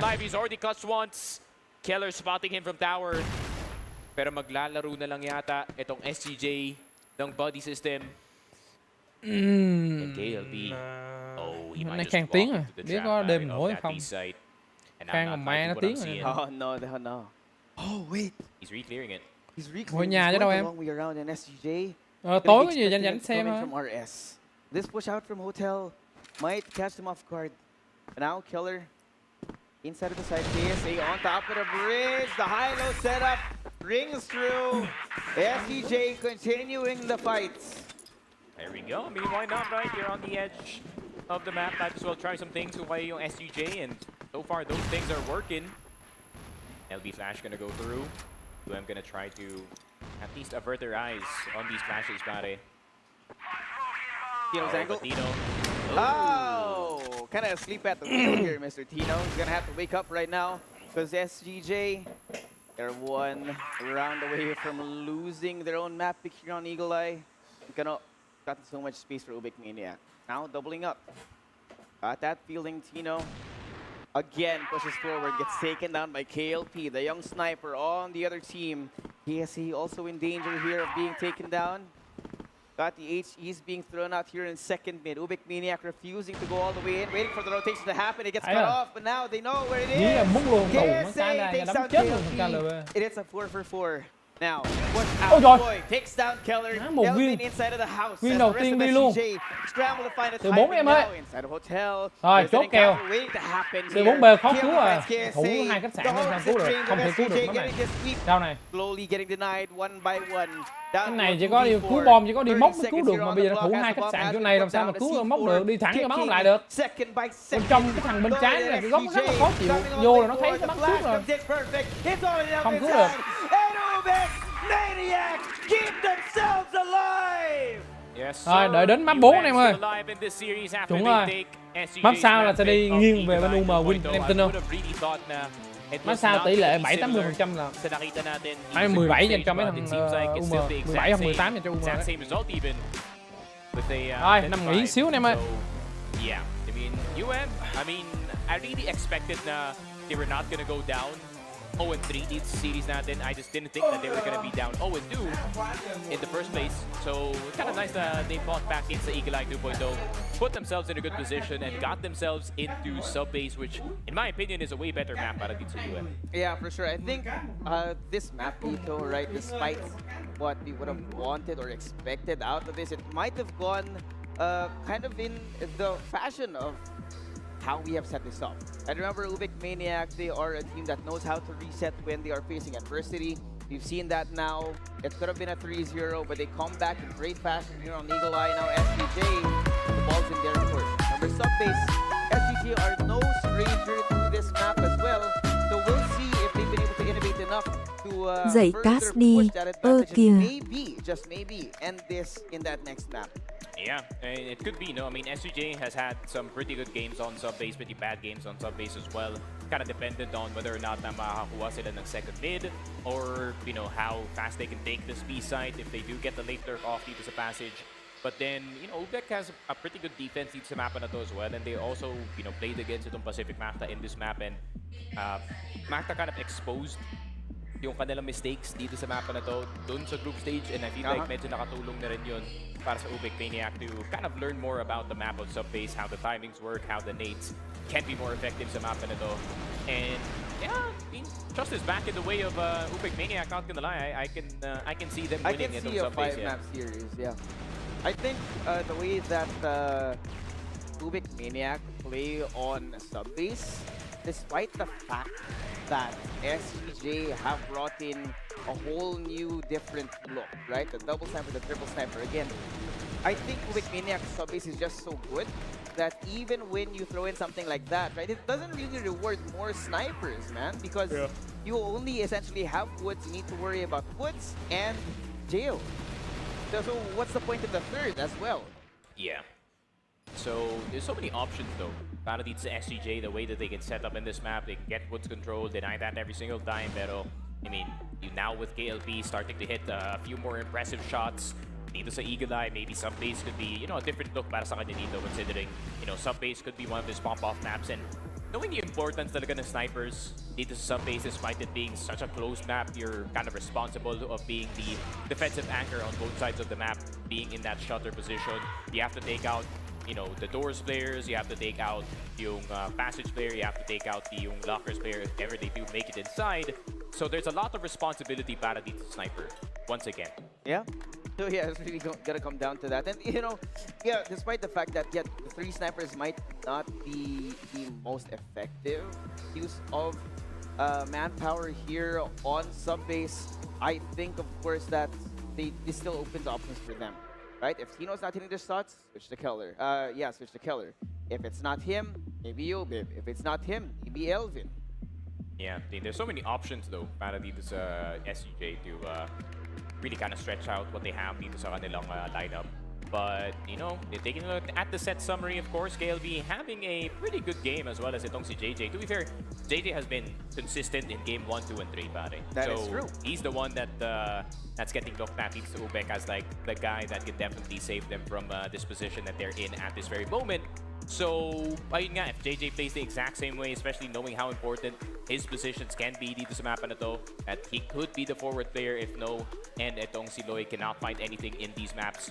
But yeah, I mean overall, I think I have a pretty positive outlook para dito sa UBECMANIAC on this sub-base map. Yeah, now that they've unlocked sub-base, I think you know, the entire world is now their oyster. Now we speak about it, because when we talked about the first 2 maps, we only saw really quite a lot from Loy. We saw some performances from Kano. Now we're getting 4 out of the 5 players being at their usual consistent form. And if they can wake up the last step, KLP here, the last bastion that is missing from UBECMANIAC, then this series is going to be a banger. Yeah, for sure. I really hope that we do make it all the way to 5 though. Kasi yun nga, we already had the sweep earlier, so we don't need another one in this one. And it seems like itong they got the memo, fortunately. Yeah. So, yun nga, sub-base, no? I mean, both teams really good on that map. I mean, KSA is going to be another person that we have to watch out for on sub-base. Despite it being such a close map, his success rate when it comes to entries is actually pretty high compared sa ibang players dito sa ating group stage. So, you know, still expectations are there para dito kay Yobib at kay KSA to open things up for SGJ. You know, Yobib, especially on the GR side, he can also rock the sniper just like how he said it, right? They have multiple options pagdating to the sniper. And if Yobib starts to hit actively, he's fighting itong si KLB to kind of shut him down to start the round, then SGJ could have a shot of just finishing his series natin. I mean, it's all about whether or not they can shut down itong si KLB to start the game. Yeah, there's so many factors here that we can talk about as well. But again, it all comes down to the fact that SGJ, they have a new set of looks. Yeah. They know how to double sniper now, they know how to triple sniper, and they have the potential of maybe bringing out even 4. And because of that, right, and on the top of that, the consistency that we've seen out of Tino this series, something that is unprecedented from him since the group stages.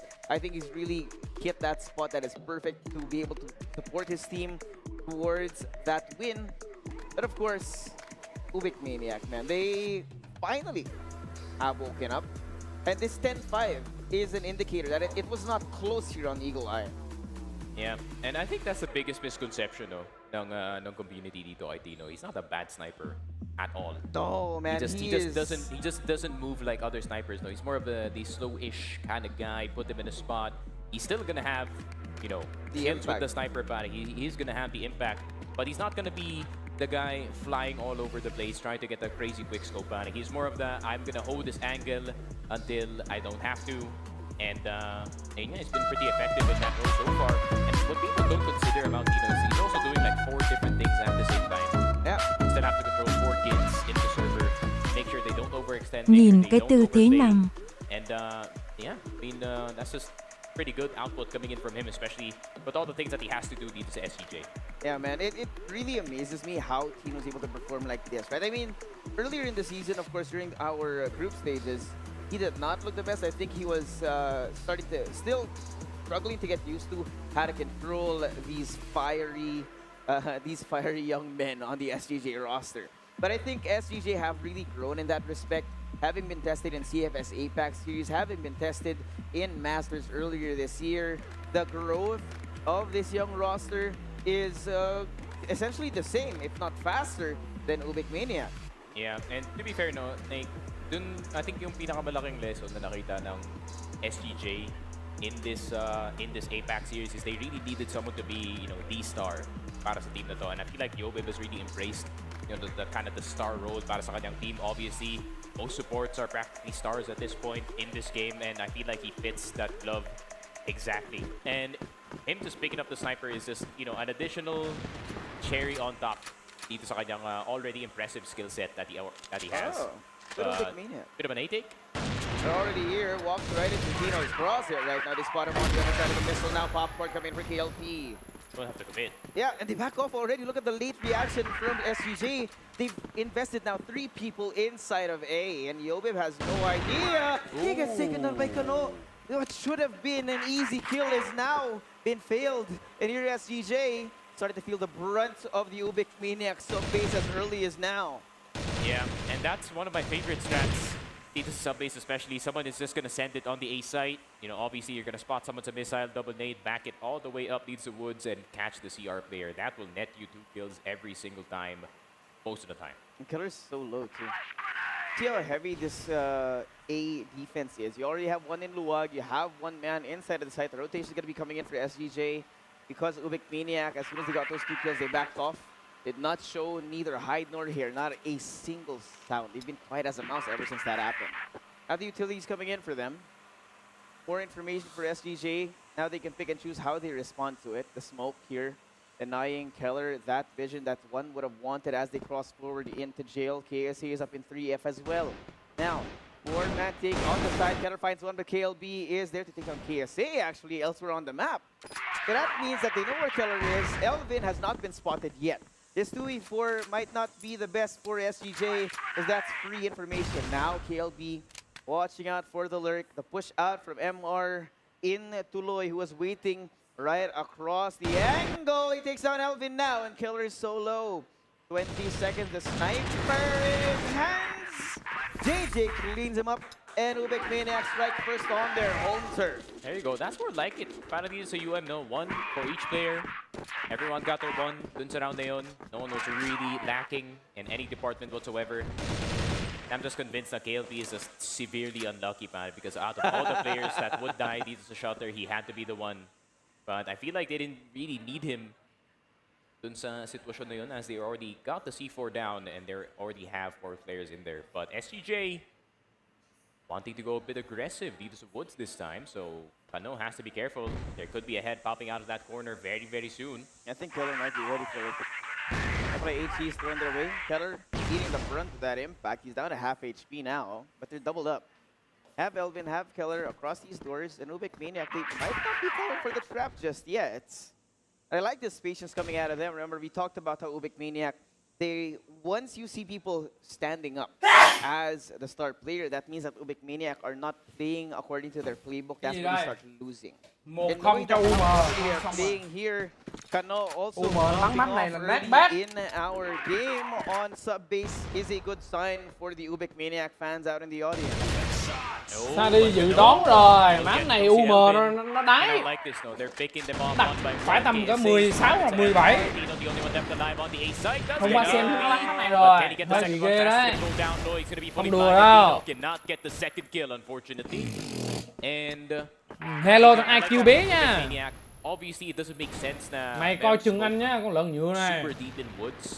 So it kind of just makes sense that someone is going to be xác standing định around anh that nha. near those 2 boxes inside of the woods area, and they check it accordingly. Thanks to got a little bit of another pseudo timeout from SGJ. Yeah. We've seen this happen before, and remember when SGJ can get thinking once they have that time to think about what they've done.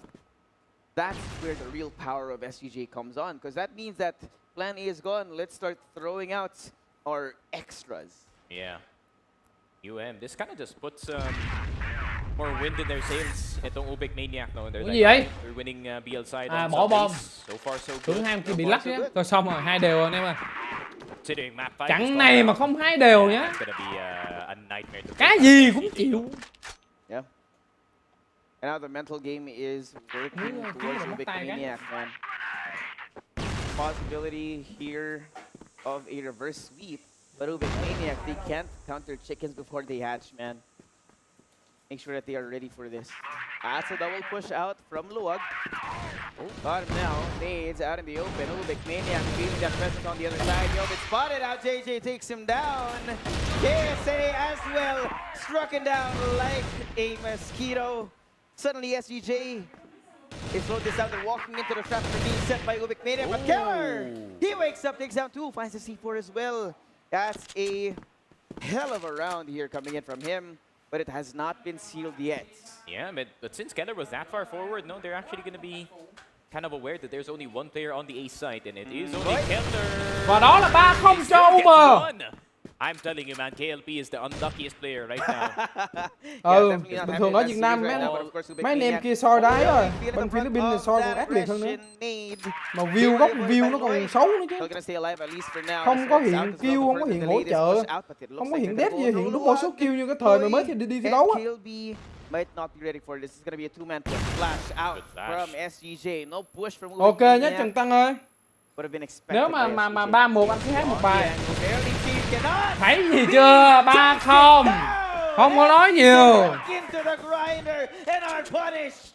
There we go. Cebu is back alive. Need to see he's not in 3-0. And every single thing that SGJ has wanted to try dito sa kanilang GR side hasn't worked out. The open will get those KLP. But then he just backs off all the way though. I don't like that. I wanted Yobib to stay inside of Shutter to look for more. But then maybe it's a bit too hơi bị dữ dằn á. Flying into the woods, but Loy is gonna take the brunt of that damage from that nade. And UM is gonna be a bit wounded as they enter itong second look at Keller. Great angle coming in from him. The smoke is there as well. Denying the vision for UBECMANIAC. Bây giờ nó công vô này, nó công vô điều khiển này. Bọn này nó chuyên gia có cái bài đấy. Công như điều khiển xong đi xuống nha. Đầu hai thằng A chỉ đầu trở về này là đánh hai điều khiển xuống A này em xem nè.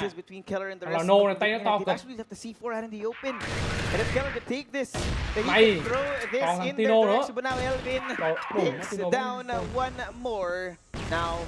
Sao xuống rời rạc sao? Bên A không ai xuống ta. Rồi Tino nằm sai A mắt luôn. Nghe được phút mốc rồi.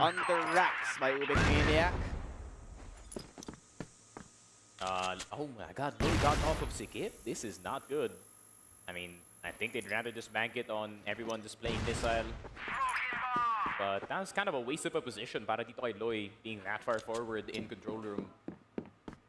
But they have to be careful, they're so long out. Loi catches KSA unawares. Làm sao mà xuống được? Làm sao mà xuống được? Switches to the top, takes him down, and now Yobim gonna have to go insane. Làm sao mà xuống được? 4 chày. That would have been there. SGJ falling slowly, round by round. Dude, that's a very ballsy play. Sao đi làm mấy kèo ngã tư 500k không hả? Giờ chịu. Bây giờ bắn chết là được chứ còn mà kêu bắn đủ mới ra chứ đứng im chạy qua chạy lại trong nó ấy. Nhiều thằng nó bắn cái chế độ đấy đủ tục với liền bắn có ngồi có đứng gì chứ.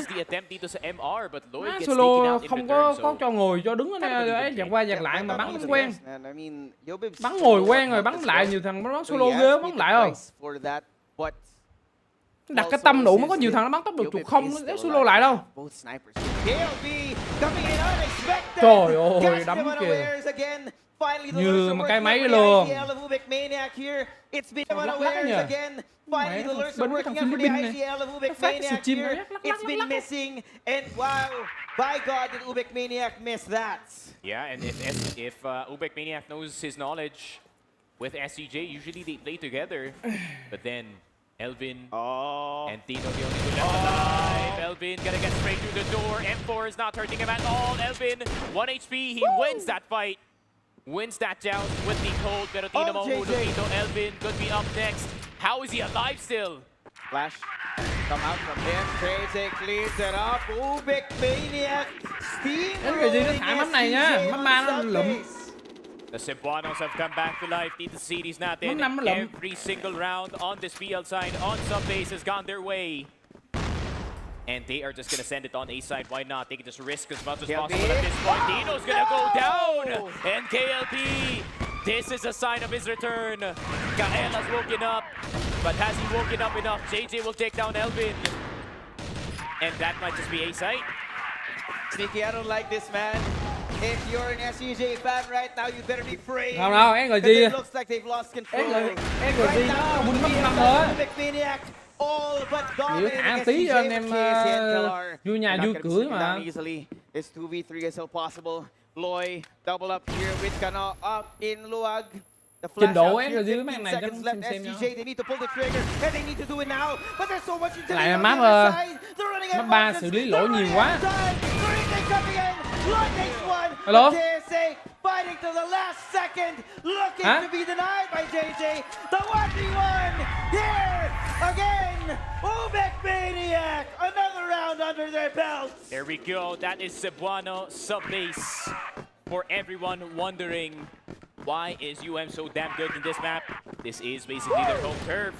And SGJ, once again, they could get hit with something fast dito sa A-side, but I feel like KLP is just hunting for this first frag dito kay Tino. Blast is gonna go through. KLP gonna peek it. What is that? That man was not fully blinded.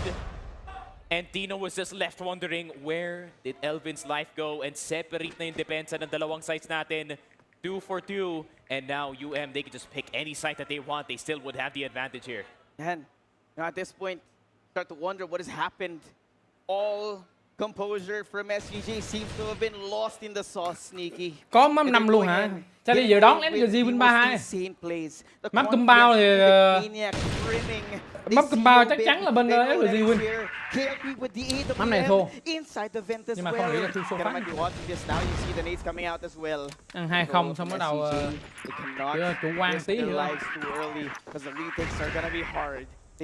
Để chút ngủ một giấc. Để chút nữa ngủ một giấc mọi người ơi.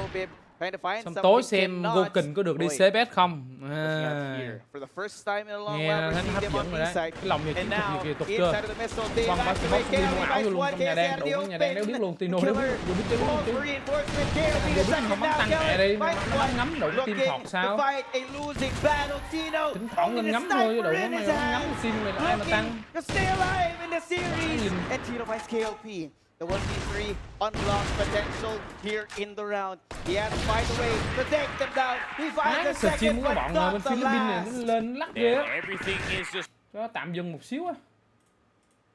Phát độ má lắc. working for Những cái đường UBECMANIAC truyền của bọn GP Philippines này nó phát lên in map mình phải number bị 4. lót, And nó it lót might bị just be a quick lót affair cái BS á. in subbase as SGJ hasn't gotten a single round either to GR side. And it could just get worse.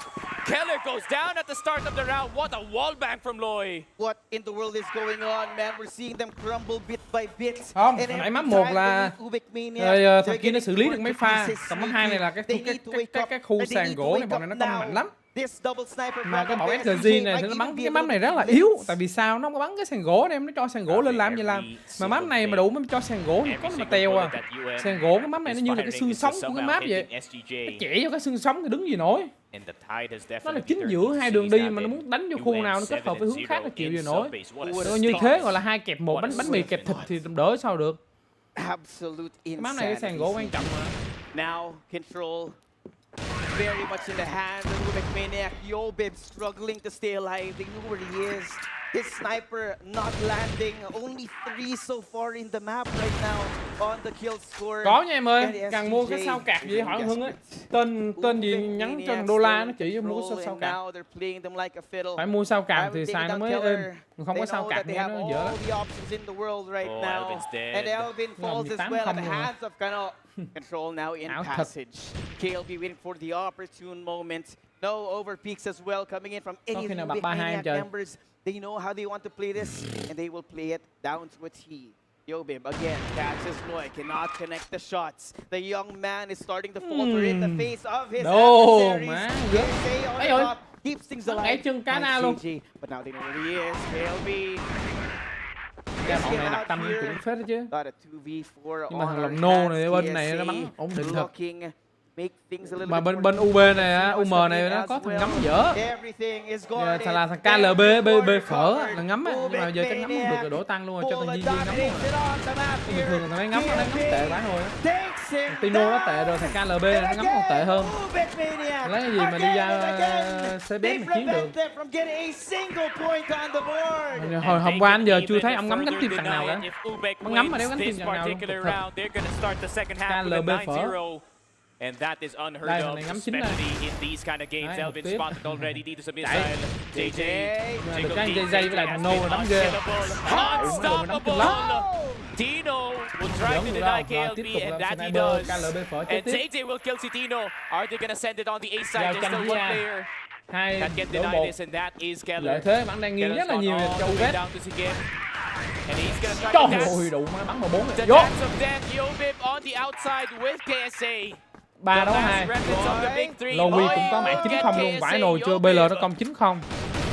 Even he cannot do anything. Rồi thôi chịu à. 9-0. Ý chạy luôn. UBECMANIAC Nó đập cho 9-0 ý chạy luôn anh em ơi. The confidence here at what was once there. Thằng ngắm của bên UM là cái gì nhỉ? Dropped down into the dust. Cái đồng thua 9-0 kìa. And stepped on by UBECMANIAC to add insult Ủa, to giỡn mày. injury. What a way to come back into the series right now. 9-0, only one round to Trận này go là 10, on 11. GR side. On GR side, 11 Sneaky. 12. This is unprecedented. Nãy giờ quay chưa quay view của bên And SGJ lần nào luôn, looking đủ like thua mày this. 9 lần rồi. The world is UBECMANIAC's Làm oyster. sao vô mắt compound làm lại. Yeah, and you can see that map 5 on the top right. Compound didn't look too good in the series against Pacific Magna. That's the only map that they lost. And UBECMANIAC, they're very adept in the map of Compound. Giờ thằng mập nè đậu á, mày mở máy thằng đây mày vô mày solo với anh. 1 ăn 10 này mập. 100k ăn 1 triệu này mập vào đây em. But what a steep hill to climb, man. Mày gáy là giỏi con lần dựa Spotted này. in control room. Cano will get Riêng Tino. thằng mập nè đậu á, mày vô đây First kêu piece ăn of 1 ăn SGJ 10. already gone. Mở máy Oh, tính man. vào đây. Nghe câu của Rambo Fake Rambo PUBG chưa? Nếu mày hơn tao thì mày hãy gáy. Còn nếu mày không hơn tao thì ngậm mõm lại. Mày nghe câu đấy chưa thằng mập nè? Chùm bú giải xa đi crossfire hả? Mày nói câu đó là tao phải tạm dừng cho mày một cái ở đây mới được. Mày thấy cái giải CF Summer này, cái chữ xa đi nó đang hạng thứ mấy không? Mở con mắt lên chụp cái tấm ảnh lại. Nhìn nha mập. Photo ra, dán. Mày kéo dùm cho tao cái chữ này là cái thứ mấy của server nhá. Mày chụp cái ảnh lại xong mày về mày đủ má mày uống thuốc mày nuốt vào cho tao. Nghe chưa? Nghe chưa con bé mập nè. Bây giờ là thấy gáy hơi nhiều đấy.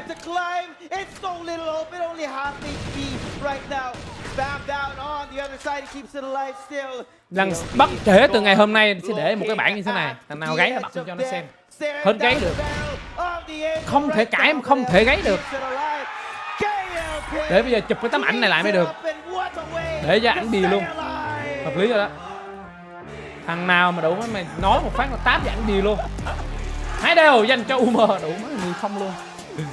Được, để sẽ đi chụp tấm ảnh này sẽ đi để mới được. Đâu rồi? Đó.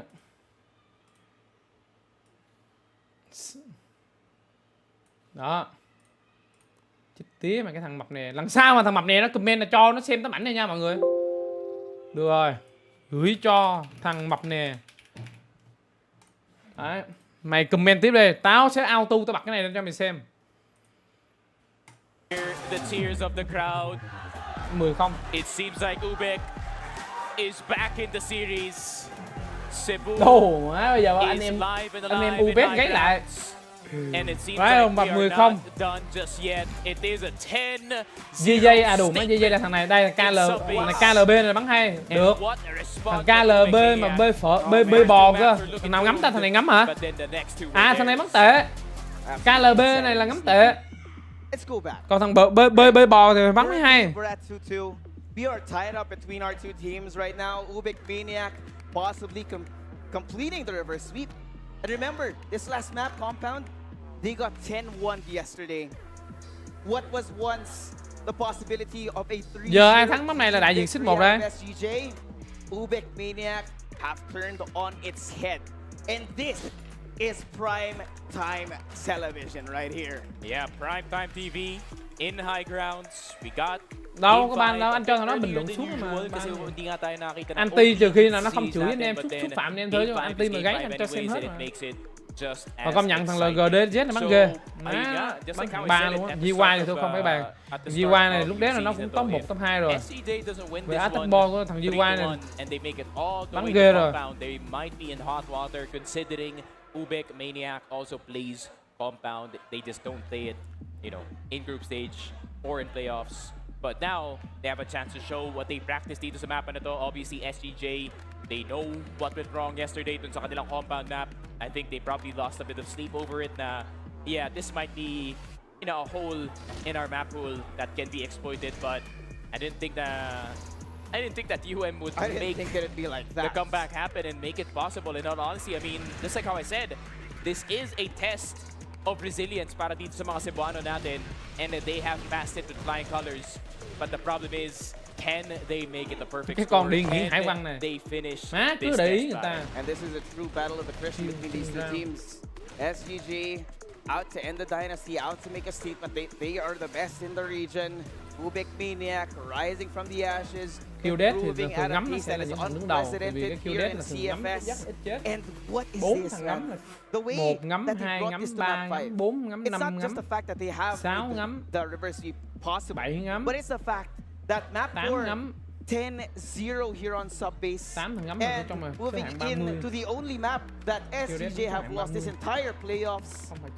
The pressure is on, and now the mental stability might be out the window for SGJ REBORN. Yeah, for sure. I mean, losing 10-0, I would be also tilted out of my mind as well. No, I mean, and not to mention the reverse sweep. Reverse sweep. Yeah, reverse sweep could happen. Now it is a bigger possibility than it was in map number 3. And ayun nga, I mean, you just gotta compliment the riflers dito ng UBECMANIAC, right? JJ once again, just as consistent all throughout all the maps. Kano is now stepping up. Loy is back in his form.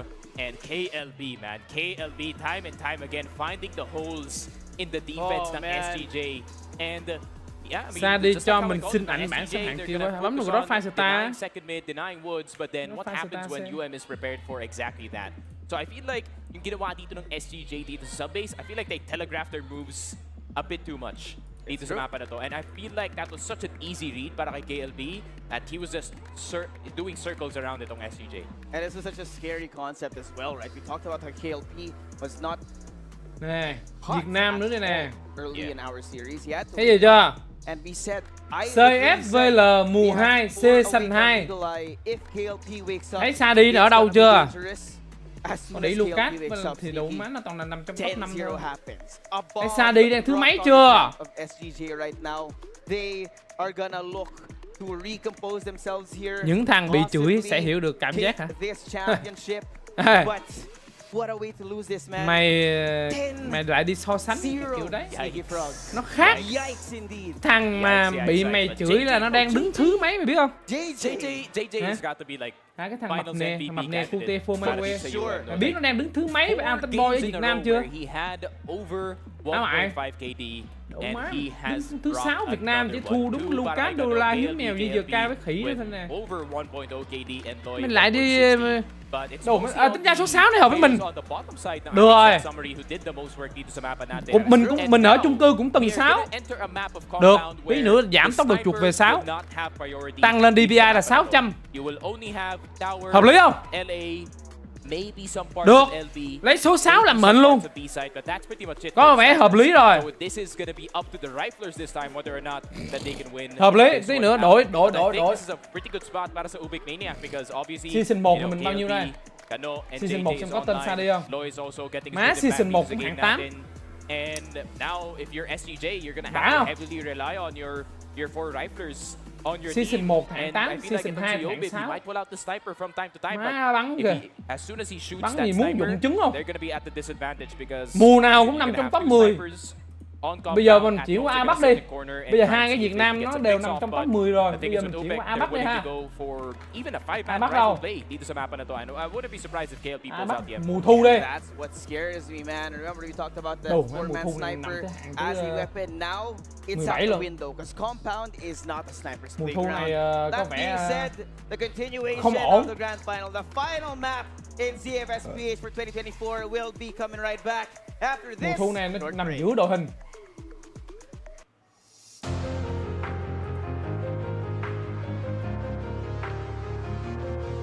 Để mình mùa thu xong mình đến mùa này đi. Mùa này cũng top 7. Mùa Spring là mùa gì? Spring là mùa gì đấy mọi người? À đâu mình xem 2024 chứ 2023 mà đội hình nhìn yếu quên. Xem 2024 nè. 2024 đúng. 2024 cũng là 7 đúng rồi. A Bắc Summer mùa hè 2023.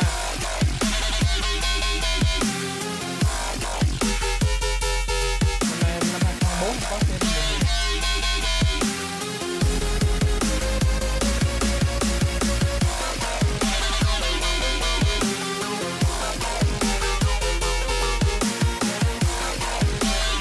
Những Lucas $1 đủ top không nhỉ?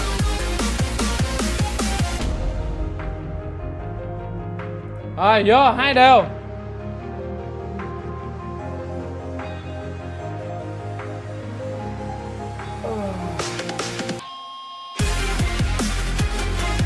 Map này thì mình có cảm giác là nghiêng một chút gì đó về SGJ mọi người.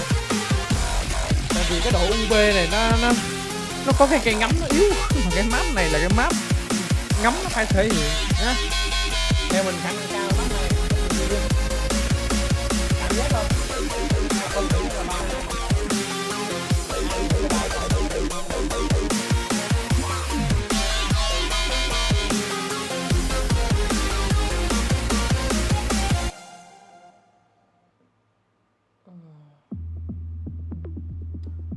Insanity. Insanity. Insanity indeed.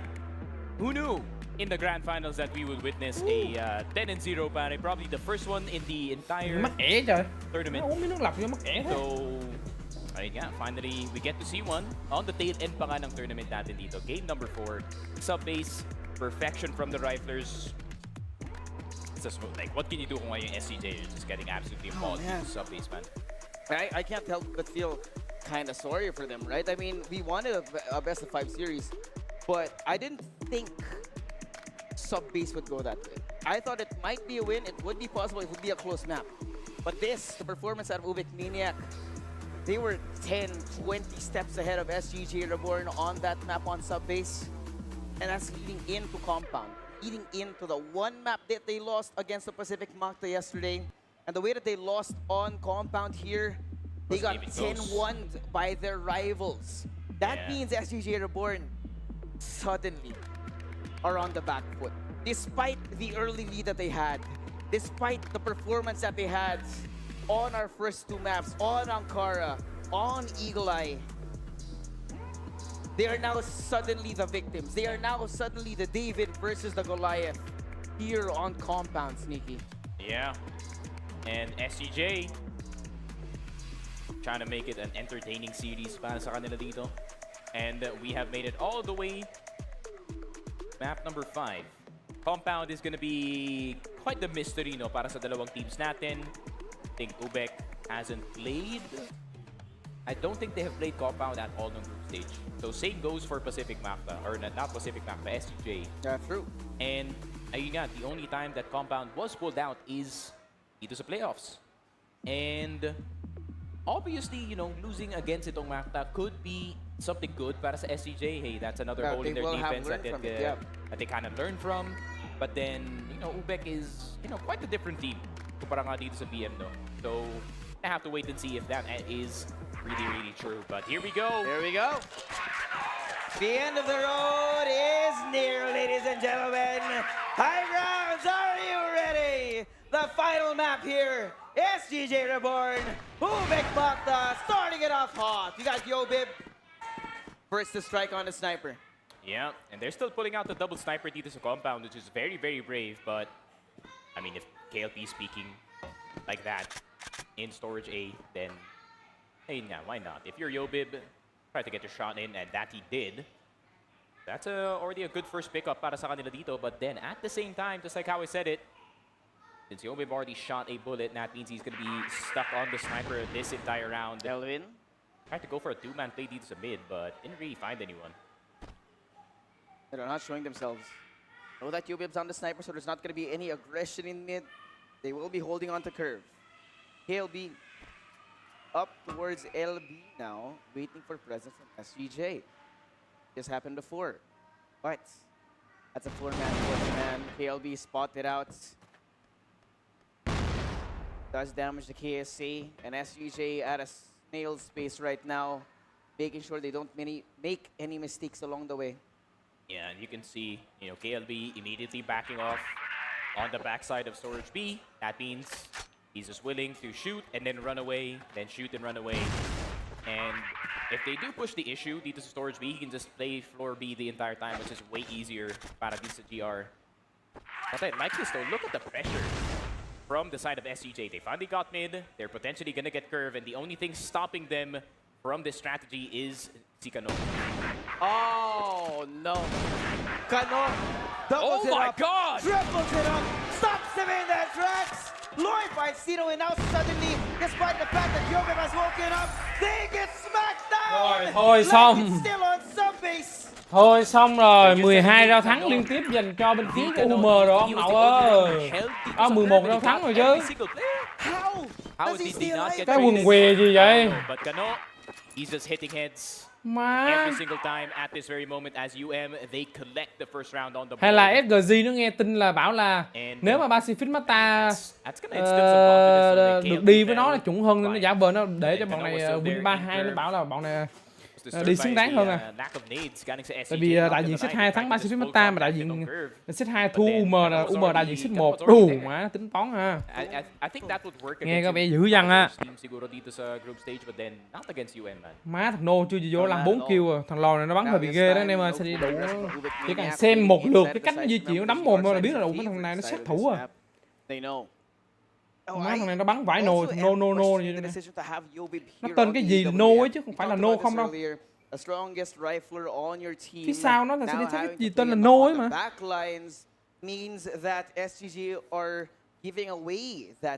Dàn tăng của bọn này bắn ghê đó. Chỉ có thằng ngắm yếu thôi.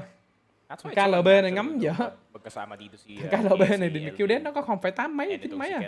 Bây giờ bắn sniper 0,8 mấy, tục thật. Trong khi team nó dàn tăng thằng nào cũng trên 1 chấm.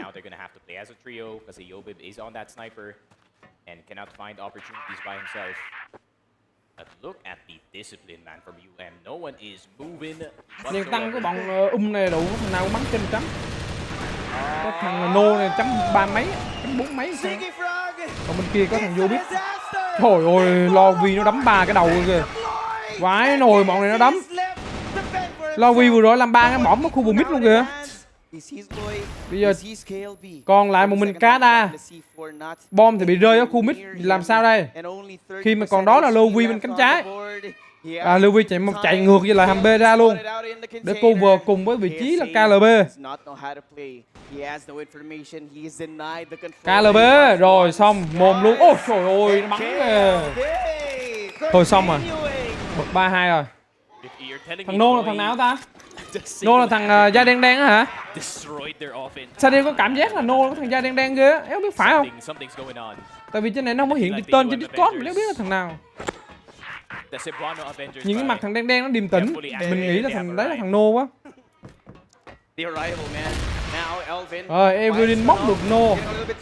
Kada cũng bắn chết được một chiếc dây khi mà tính đẩy hầm B.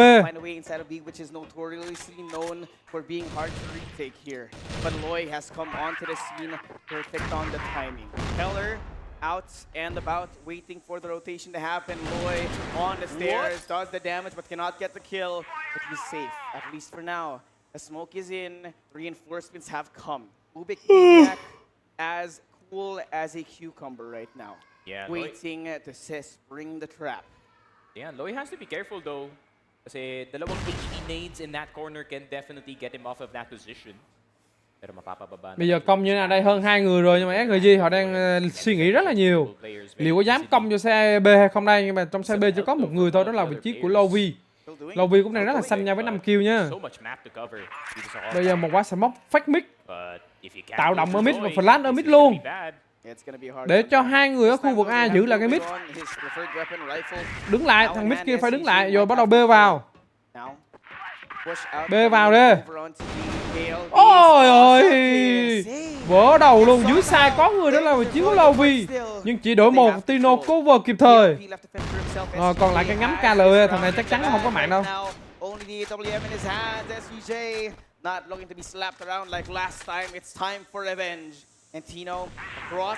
Và mạng tiếp tục dành cho Tino qua lớp khói luôn. Yeah, good call out on the LB aggression. 1-2. Putting a player immediately on towards catwalk B. 4 players set to LB to just go straight on forward.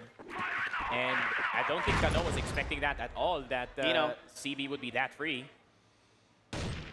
But then the thing is with itong compound, if you don't have any mid control, you really have no idea kung meron papasok dito sa CB or hindi. So that's the responsibility of the entrance A player.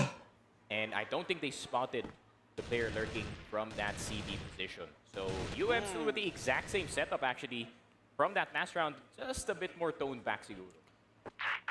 I like this, right? Đánh về đầu đây time còn rất là nhiều. Mới chỉ có 50 giây trôi qua thôi. Bây giờ hẻm là không có ai cam luôn. Cam hẻm rất là sâu. Bây giờ vô bít lại bắn ngắm cơ. Mé thằng này. Nó bắn tăng ghê vãi nồi, nếu bắn rồi nó cứ cầm ngắm nó bắn nãy giờ. Tí nữa phải ngủ một giấc đi set à, nghỉ chim ngủ một giấc trong tối 12 giờ rảnh thì bắt đầu live. Hôm qua thức đêm một buổi mà đâu mấy bền. But we'll see if the utility helps them out. Yeah, someone needs to get some mid control para sa SGJ. I really don't like pure exit pushes. Look at that. Look at RS. They're already behind them. Yeah, they need either Dino or someone. Đồ má, Dino đi móc luôn, No bỏ người. Một mạng dành cho No. Ấy, double kill dành cho No. Biết luôn là có người. Bắt hết Funa luôn. Bây giờ 2 đấu 4 ở đây thì Lovi. No tiếp tục có cái mạng thứ 3. No đấm vô biết bưng cái đầu. Rồi Lovi cũng có cái mạng có keo. 3-1 dành cho bên phía của Blasibu. Má anh em này được. Xứng đáng được đi quốc tế.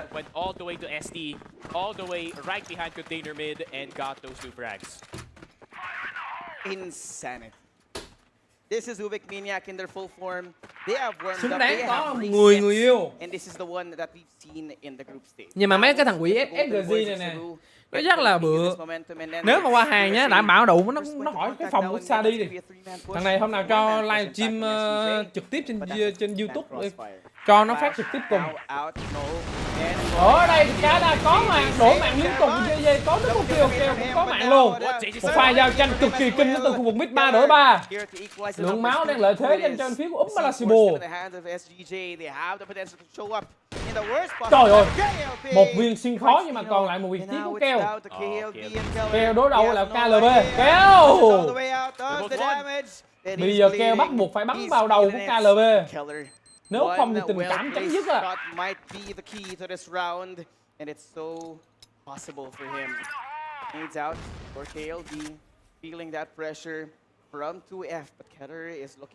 Keo đang núp góc tù.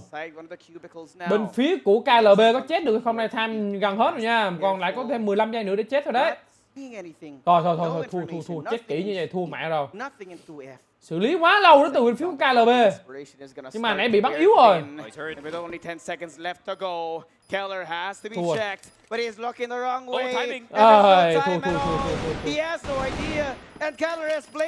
Gỡ gì kịp. 2-3 cho SGJ. Hồi nãy nó mồm rồi, đủ mấy vô bóng chiếc mạ đây đúng không? Trời ơi, cho đặt bom. Đã thấy khó rồi. Để nó rỉ lại mồm luôn chứ. SGJ mắt này nó lên 4 nha, tí nữa vô biết ngắm khu. Idol Tino ngắm khu chơi được. Mà cái map trạng vệ tinh này nè, cái map này cái bọn Pacific Mata nó mạnh lắm. Pacific Mata nó mạnh lắm này cực. Tino gets the information. Walk all the way up, Lloyd. A menace. Có mạng tiếp tục dành cho No, đủ mấy No đấm vô bít kìa, nãy đập vô bít 3 phát rồi đấy. Vô bít đập mạnh rồi tiếp tục là mạng dành cho No, càng quay build No nào. Còn No bắn gớm vậy. Con đâu? But they've lost Tino, they've lost Yobib, they're two strongest players in the current situation. It's gonna be a hard debt. Now, reset in the round, smokes out behind them, and no information on what's on LB. The UBECMANIAC can't catch them by surprise, but nó không thôi view No đủ, nó đang giao tranh chuyển cảnh. Cái thằng cameraman này, cái ký đầu mình quá. Ở Việt Nam mình trừ lương rồi đó. Quay sao quay cho đàng hoàng, thấy thằng nào ăn kill rồi quay thằng đấy đi.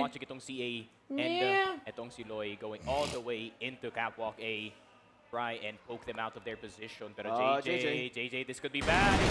Trời ơi, má bạn kéo tầm bắn mồm được vị trí của Kada. Đúng mà. KLB có mạng ở đây. No. Mạng thứ 3 dành cho No. Còn cách hơi xa hơn nghỉ người đi. No là thằng nào trời? Ê, biết thằng nào mình là có nghi thằng này nè. Thằng da đen đây nè. Anh em xem thì mình No là thằng nào vậy? Ghê bắn rồi. They still have a lot of catching up to do in terms of what kind of score do they need, what kind of score do they need to seal the deal. Vãi 2 đều hả? SGJ, if they can maybe get one more round or two. Nhưng mà mình dự đoán 3-2 với SGJ bạn ơi, bạn yên tâm. In the second half once they're on the GR side. Mình dự đoán tỷ lệ chuẩn lắm. It's a long way to go. Bây giờ SGJ nó lên 4 round. 5-4 kết thúc lượt đi cho UM, xong bắt đầu về chốt tỷ số là 18 dành cho SGJ. Hợp của mẹ nó lý luôn. Taken here by SGJ. Not daring to move forward too much.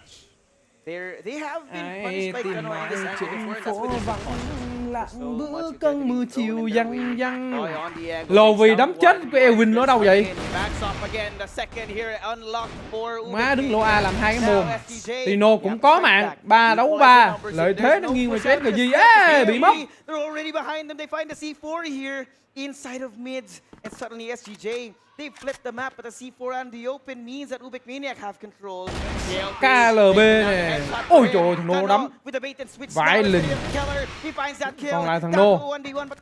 Nô dí. Thằng Nô này xử lý win nó khó lắm. Còn view nha Keo ơi. Thằng dây nó còn view đấy. So there is a world of possibilities. Look at No's position. I mean, he can actually defend it from there, pero there's also a possibility that he can just go all the way around, make it very annoying para dito kay Keller to get this 1v1. But he mới theo lời thầy Sadi vào SGJ 2M hả? Rồi kêu xử lý pha này win. Về đặt bom B. Xong bắt đầu chạy ra ngoài sân xử lý win kèo. Má trúng luôn. Xong lên 3. Rồi tí nữa cái bên kia lên 5 rồi SGJ lên 4. Kết thúc tỷ số 18. Trúng con mẹ nó bài rồi. Ấy, cái lòng gì đó kéo. Địt con mẹ. Đủ má người ta nhảy xuống sai, người ta chết cái thằng đủ má đi trên thanh. Lùm mía cái gì vậy trời. Dự đoán nay mai gặp RK ăn nổi không Sadi hả? Hôm bữa mùa trước cũng có thằng hỏi câu vậy á. Sadi bảo là Sadi đập xô pháp. Năm trước á, đúng rồi. Năm trước khi đi xe bét về cũng có thằng hỏi câu này. Hãy để thời gian, rồi thời gian sẽ dẫn em đi qua những lờ lầm mà mình đã giấu như đi chưa từng nguôi lăn theo hơi ấm nhạt màu. Nguôi lăn theo hơi ấm nhạt màu. Nguôi lăn theo hơi ấm nhạt màu. Qua mấy nào. Chàng vô A đi ông cháu ơi. Trời ơi, có thằng đi móc thằng Vino nó móc nữa. Ông nậu thằng này nó móc suốt. Bắn với cái thằng mà móc máy như vậy mà đánh nhanh là chỉ có Tèo. Nó cứ canh tham nó móc như này. Thằng Nô nó móc chết người nữa kìa. Loạn đội hình rồi, bây giờ bắt buộc phải công cho xe A. Trời ơi, bên kia nó đụng tự nhiên nó vào tay dữ vậy. Về B. Hát như kẹt hả? Mình chưa nghe bạn hát lần nào đó ôi nỉnh ơi. Má vũ bạn toàn là không không mà. Sao bạn đợi mình lúc livestream bạn vũ? Nè, bạn bịp thật. Bạn bịp hơi bị bịp nha. Ở đây cá đá. Win. Pha này thu tù hùng chạy quanh. Đấy, tù hùng chạy quanh hồ gươm. Ha. 4-5. Lên 3 là đủ win rồi, lên 3 tí nữa win rồi, thở dài rồi. Và đó là cá đá. Nguôi lên theo hơi ấm nhạt màu. Lụm lúa rồi. Gần 500 anh em đang xem rồi, anh em hãy chờ xem. Thầy Phong tiên tri. Lên 4-5 cho Phong, về win 18 hoặc là 17. Không có chạy đi đâu đằng trời hết á. Hồi nãy dự đoán tao ngầm mấy thằng UM win là tầm có 15, 16 thôi. Ủa nó đập cho 10 không. Vãi cánh rồi. Thằng IQ đó là có bài hát là anh già rồi đúng không? Mắt kém tay rung bắn AK toàn say. Hay. Má con lợn nhựa IQ nó hát như thế đó. Má nó những lúc đấm AG nó không thấy nó hát thế đâu, mà những lúc bị RK đấm một game mà nó hát như thế. Anh không thấy nó mắc dạy không anh em? Gặp idol mà dễ à. Ê. Nè, lợn nhựa này tránh trẻ thật. Mai REBORN mắc cái kênh tiếng Trung mới được. Every angle covered now by SGJ. They find Kano. Step 1 secured with the C4 Sneaky. The C4. Elvin có mạng thơm nha, lời máu nha. KLB là yếu máu đấy. It's gonna take a while. It's gonna take a while para kunin yung C4 na yan. So Mình có linh cảm bọn này nó sẽ chạy về A, mấy cái gì này nó hay đánh vòng vòng, nó đánh vô một khu đâu nó chạy liên tục á. Nó giao tranh cái khu nào nó chạy về khu khác. Anh em xem là nó chạy về A đánh mid trong đầu đó. Nó đánh mid vô nó móc chứ nó không đánh một hướng đâu. Cái gì là chú tể đi lẻ. Nhiều khi đủ mới đánh tham 20 giây nữa, mất vậy lắm. But with 40 seconds left on the clock, no storage A control, no mid control whatsoever para sa SGJ. It's gonna be easy to read, Sneaky. That's gonna be an easy read indeed. Đánh về đâu đây? Đánh về đâu đây? Sờ móc fake mid à. Provide a bit of confusion. Elvin's probably gonna have to spend the flash. Ai chưa đăng ký kênh thì đăng ký kênh nha mọi người. Vài bữa mà sao đi xem giải sẽ like bên kênh này để tránh bản quyền á. Just in case that Loy gets a bit too frisky. Công vào side B thành công rồi lụm lúa là đúng như 5-4 không dự đoán. Dự đoán nó chuyện gì đâu á trời ơi. Kết thúc lượt đi 5-4, 4-5. Chiến thuật của nó là sờ móc mid xong bắt đầu chạy mình mặt vô B không bom. Bất ngờ bên kia bất ngờ nè. Vỗ tay. Vô biết nó cần phải lên tăng, đừng có đú đợn ngắm. Đậu mé, nó tăng thì kinh cứ ngắm là cái nguồn xì gì. Trời ơi! This is insanity right here. Yeah, and let's see. Yobib. Oh, he almost got TKLD actually. Vô biết lại lên ngắm à? Không, bây giờ đổi rồi Kêu. Kêu lại lên sniper rồi, không phải là vô biết nữa. Kêu bảo là đủ mới vô biết rồi bắn tăng đi để anh ngắm cho mà xem ha. Anh mới học được tuyệt chiêu ngắm của Sadi. 1440 đầu ba ngắm. R. Sadi vừa thấy là 3 cái nòng ngắm cái kìa. Cái lùm mía cái gì vậy? Split the map in half and look for opportunities after.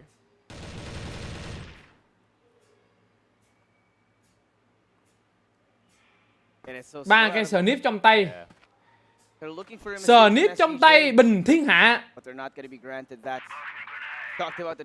Để xem coi là vô biết Tino với lại Keo ai là người có mạng này, vừa mới nói Keo là người có mạng đấy. Bảo mà đủ mấy cái thằng ngắm bên UM này nó bắn yếu cực kỳ. Nó chết suốt thôi. Bộ đôi anh em được KLB này bắn có vẻ hơi yếu. Tino nó đang đứng góc nó ngắm. Rồi xong nằm. Ôi trời, thằng Nô nó bắn à. Vãi lồn rủ má M4 mà nó bắn kìa mọi người ơi. Ôn đỉnh donate kìa hả? Ủa có không? Ủa đỉnh vừa donate hả? À sao đi không có đeo tai nghe? Thế hả?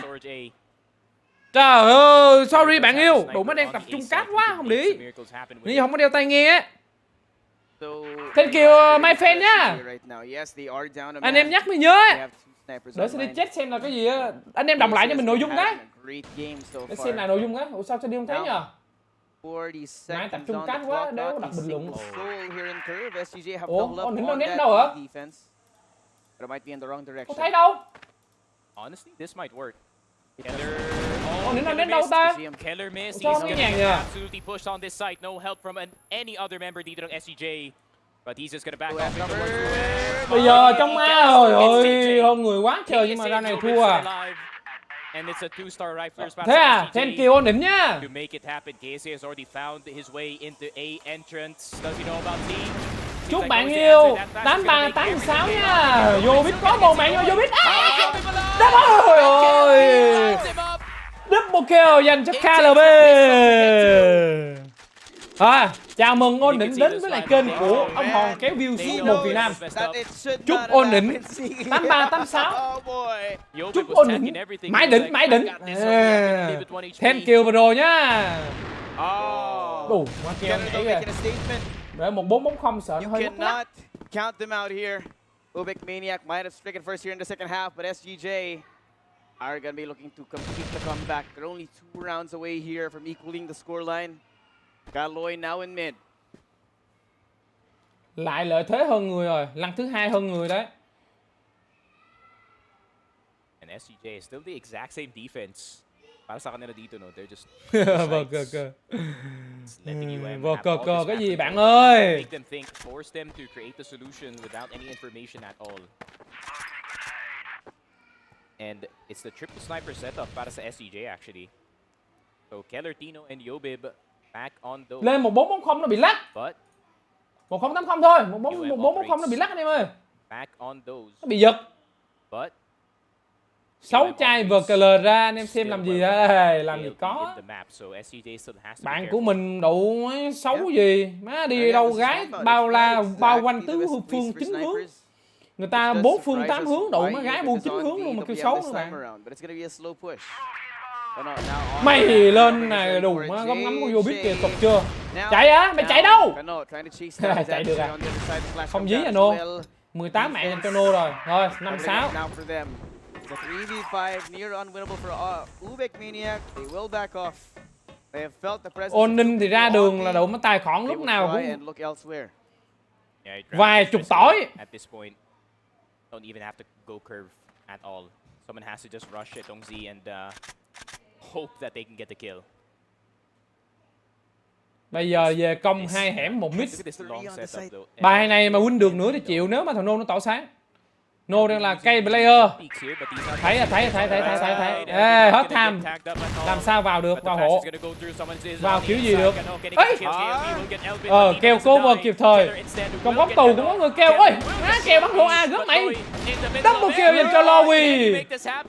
C4 cho Lowy ơi, lỗ A đang có người và có màn dành cho vị trí của Yobit. 3 cây ngắm trong tay đến từ bên phía của SGJ. Có kẹt. Có cái đó mới gọi là đẳng cấp đó bạn. Cái đó các bạn mà gọi là tốt, hàng tốt gọi là ok. Hàng triệu, hàng tỷ người phụ nữ còn chết vì cái con đó đấy. Bạn có cái đó là bạn giỏi không biết bao nhiêu người rồi.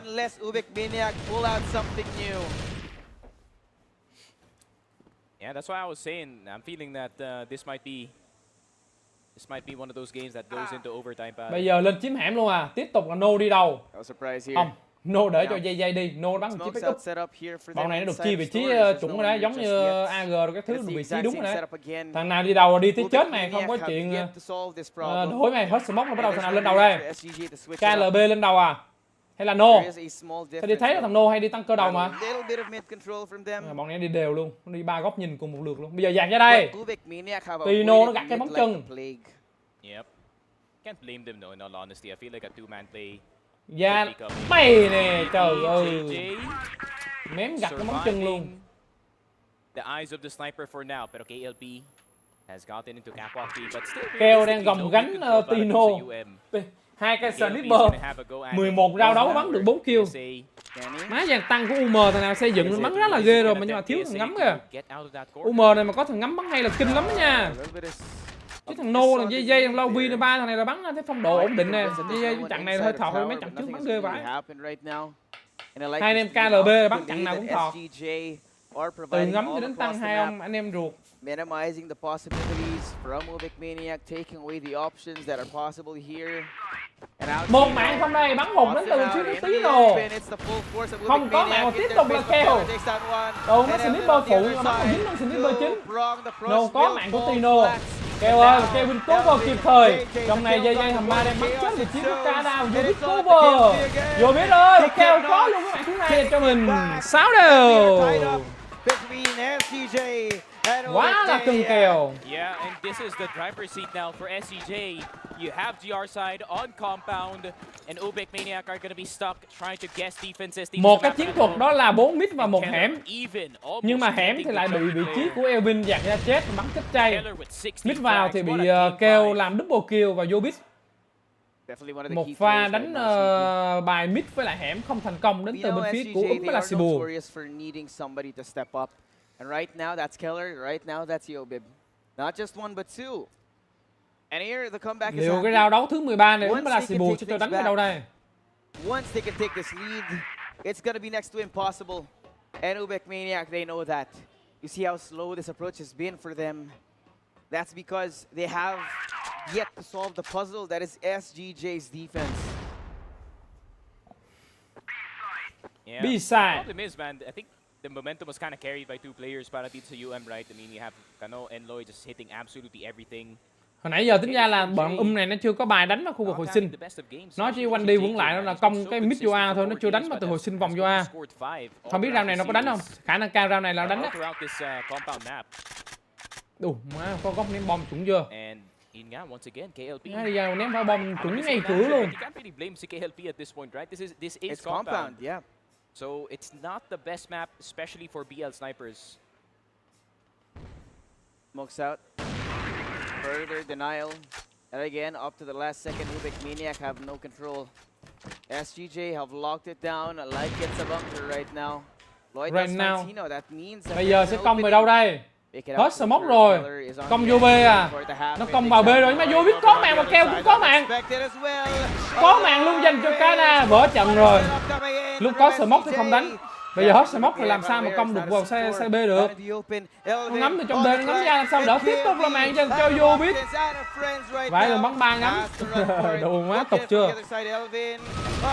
Và mạng cuối cùng dành cho Elvin, một pha móc A thành công.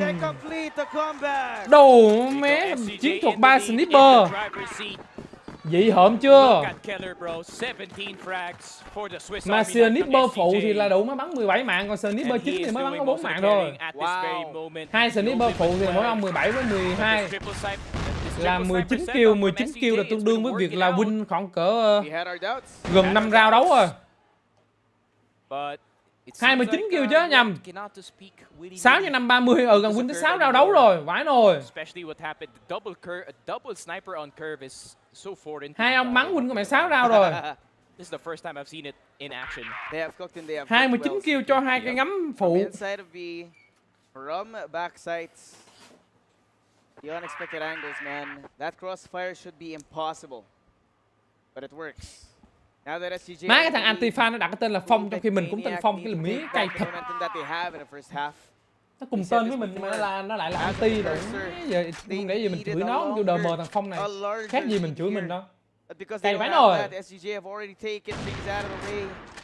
Now, three sniper setup, they can play on all the cheese angles they want.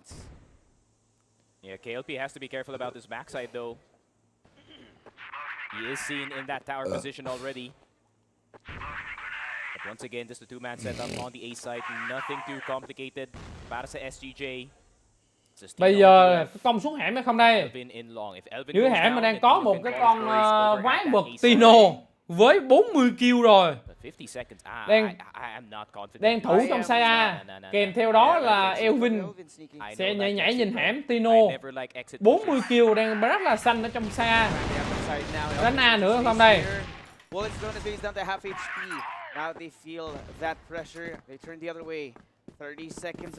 Bây giờ phát một nhịp rồi, Tham còn 30 giây đánh về đâu đây em ơi, thời gian không cho phép. Blasibu đánh vào A, tổng lực vào A, chơi vào A rồi.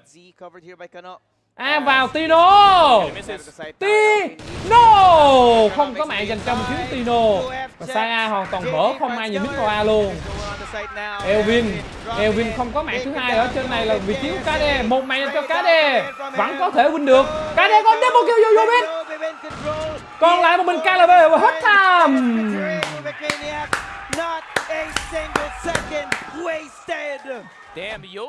Quá may mắn dành cho bên phía của SGJ. Cái C4 lại đặt nó bị hở lưng và không ai nhìn vị trí của Canada. Nó quá loạn trong cái pha đấu vừa rồi. 20 mạng dành cho No rồi. Khả năng cao là round này SGJ họ win luôn. Rồi lên 9, giờ bên kia lên 7. Rồi SGJ nó chốt 17 hoặc 18. Đúng như Phong dự đoán. Trận này căng quá, phải lùng 3 snip tục quá anh em ơi. As UBECMANIAC are starting to falter, completing the comeback, bringing it to map 5, and falling in the last second is not the way they want to go. But they've lost it. They've lost control, Sneaky. Lần đầu tiên tôi thấy Tino bắn 24 sát. Số 2 nó đang bị lắc nha mọi người. Chứ nói rằng Tino đang bắn 24 kill đấy. Anh em đừng có nhìn nhầm nhá. Bên này cũng vậy. Tino gọi thì KLB nhắc máy. Alo, em à, nhớ anh không? Nhớ nhớ có nghĩa là 4-4 đó mọi người ơi. Hai anh em đủ mấy 16, 14 giao đấu. Cuối cùng KLB cũng có mạng vươn lên dẫn trước Tino với cách biệt là 1 kill. Yeah, you kind of had that happen yesterday. Now KLB gọi thì Tino cũng bắt máy trả lời. Hai người đã đồng nhau 5 kill. Đến caster của bên phim nó còn ồ luôn mà. Bộ đôi này song sát với nhau. Chắc chắn là Tino là thằng KLB này là anh em kết nghĩa đào viên. Có phúc cùng hưởng, có quả cùng chia. Ở đây thì Tino chắc chắn sẽ bắn hụt. Tino bắn trúng thì KLB sẽ bắn trúng. Càng soi view KLB. Đấy, KLB lên 6 kill. Bây giờ KLB sẽ chết. Tino ngủm rồi thì KLB sẽ đi cùng. Lowy đấm chết vị trí của Keo. Keo sẽ giết KLB. KLB ơi, KLB cấm đầu chạy.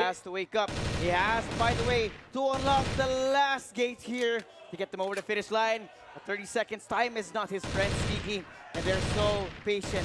KLP, Loy, so far back to Keller. Nhá. Wow! Ta đi bảo rồi. Thằng Tino nó gọi là thằng KLB nó trả lời nó bắn hụt mà. Mà pha nhá kìa. Đụng má thằng Keo nó nhá kìa anh em ơi. Ôi, hai anh em cùng nhau 6 kill. Keo 20 mạng dành cho Keo. Không có mạng thứ 21 à. Trời ơi, Keo chạy kịp. Bây giờ dí vô mid luôn. Tino bắn trúng nè. Tino đang bắn hụt. Rồi Tino nằm thì KLB sẽ nằm. KLB chắc chắn cũng nằm luôn. Ta xa đi bảo mà. Không phải bắn con. KLB này KLB bơi bò. Còn KLB bơi phở cơ. Hôm round này bơi win 17 hoặc 18 tầm đấy. Thần dự đoán mà. Anh em thấy Phong dự đoán chuẩn chưa?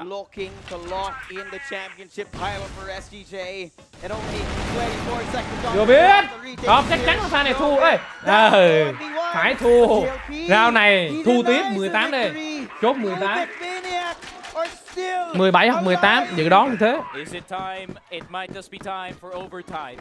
21 kill. 21 kill. Hai bên đều có hai ông đủ mới bắn xem nhau. At SGJ, since they did lose that prior round there, everyone is just gonna calm down. This is play standard compound, guys. Let's not lose this 2-point lead.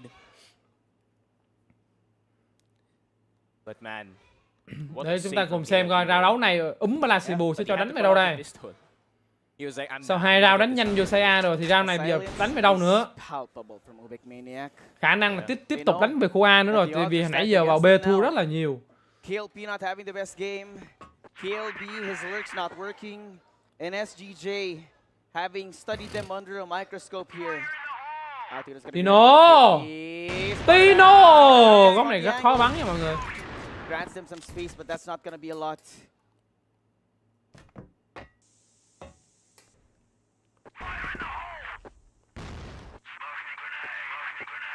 Round này ai sẽ win đây? Má người có phải thánh đâu, dự đoán đúng một tỷ số cha, ít nhất phải 2 tỷ số.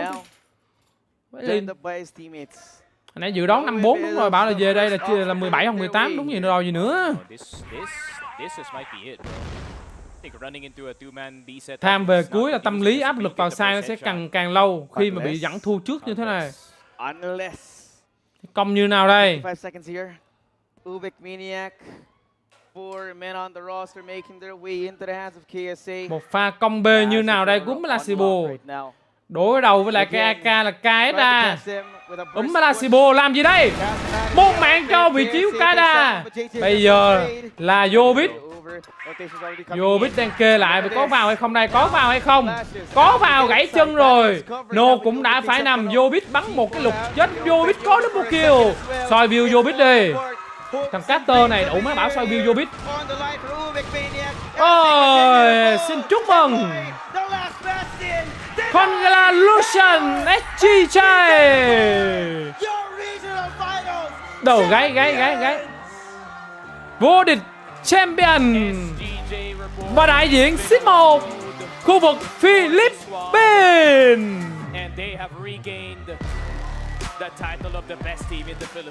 Bật 2 map ghê lắm. Đâu gáy. Đâu. where they failed prior and they have learned from their mistakes. They are solidly gold in regionals pare. Đâu đường mà im lặng. Đâu. Má, nhóc nhỏ này được à. Cái này nó còn nhiệt hơn Việt Nam luôn á. The silence in the crowd, the villains have won today. And that is a new story that's coming in for us this year in 2024. What a year it has been. Yeah, to be a good villain, you have to succeed. Nhìn gái phi hả? Chắc mấy đứa bé này game thủ rồi chứ bên nó đẹp anh ơi. Hoa hậu là cái thứ toàn Philippines không á. Cái gì có khóc luôn rồi trời. Mới vô địch vòng loại đủ mấy khóc mày giỡn em. À không, SGJ trước giờ nó chưa có vô địch trong nước. Đồ má thơm luôn bên UM. Chứng tỏ là mấy thằng này chơi với nhau thân.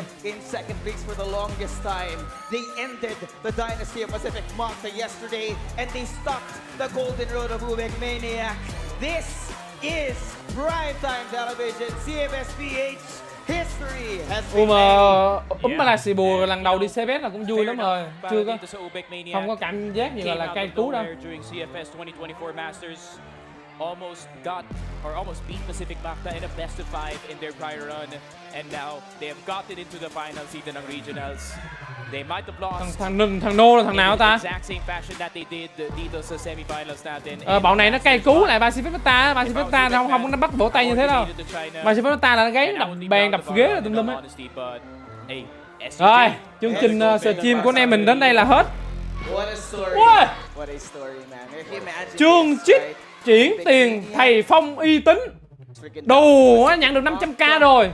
Ô vãi nồi, thằng em trai nó nghe lời Phong. Nó nghe lời Phong, nó đặt 2 củ lụm tiền. Giờ nó donate 5 xị.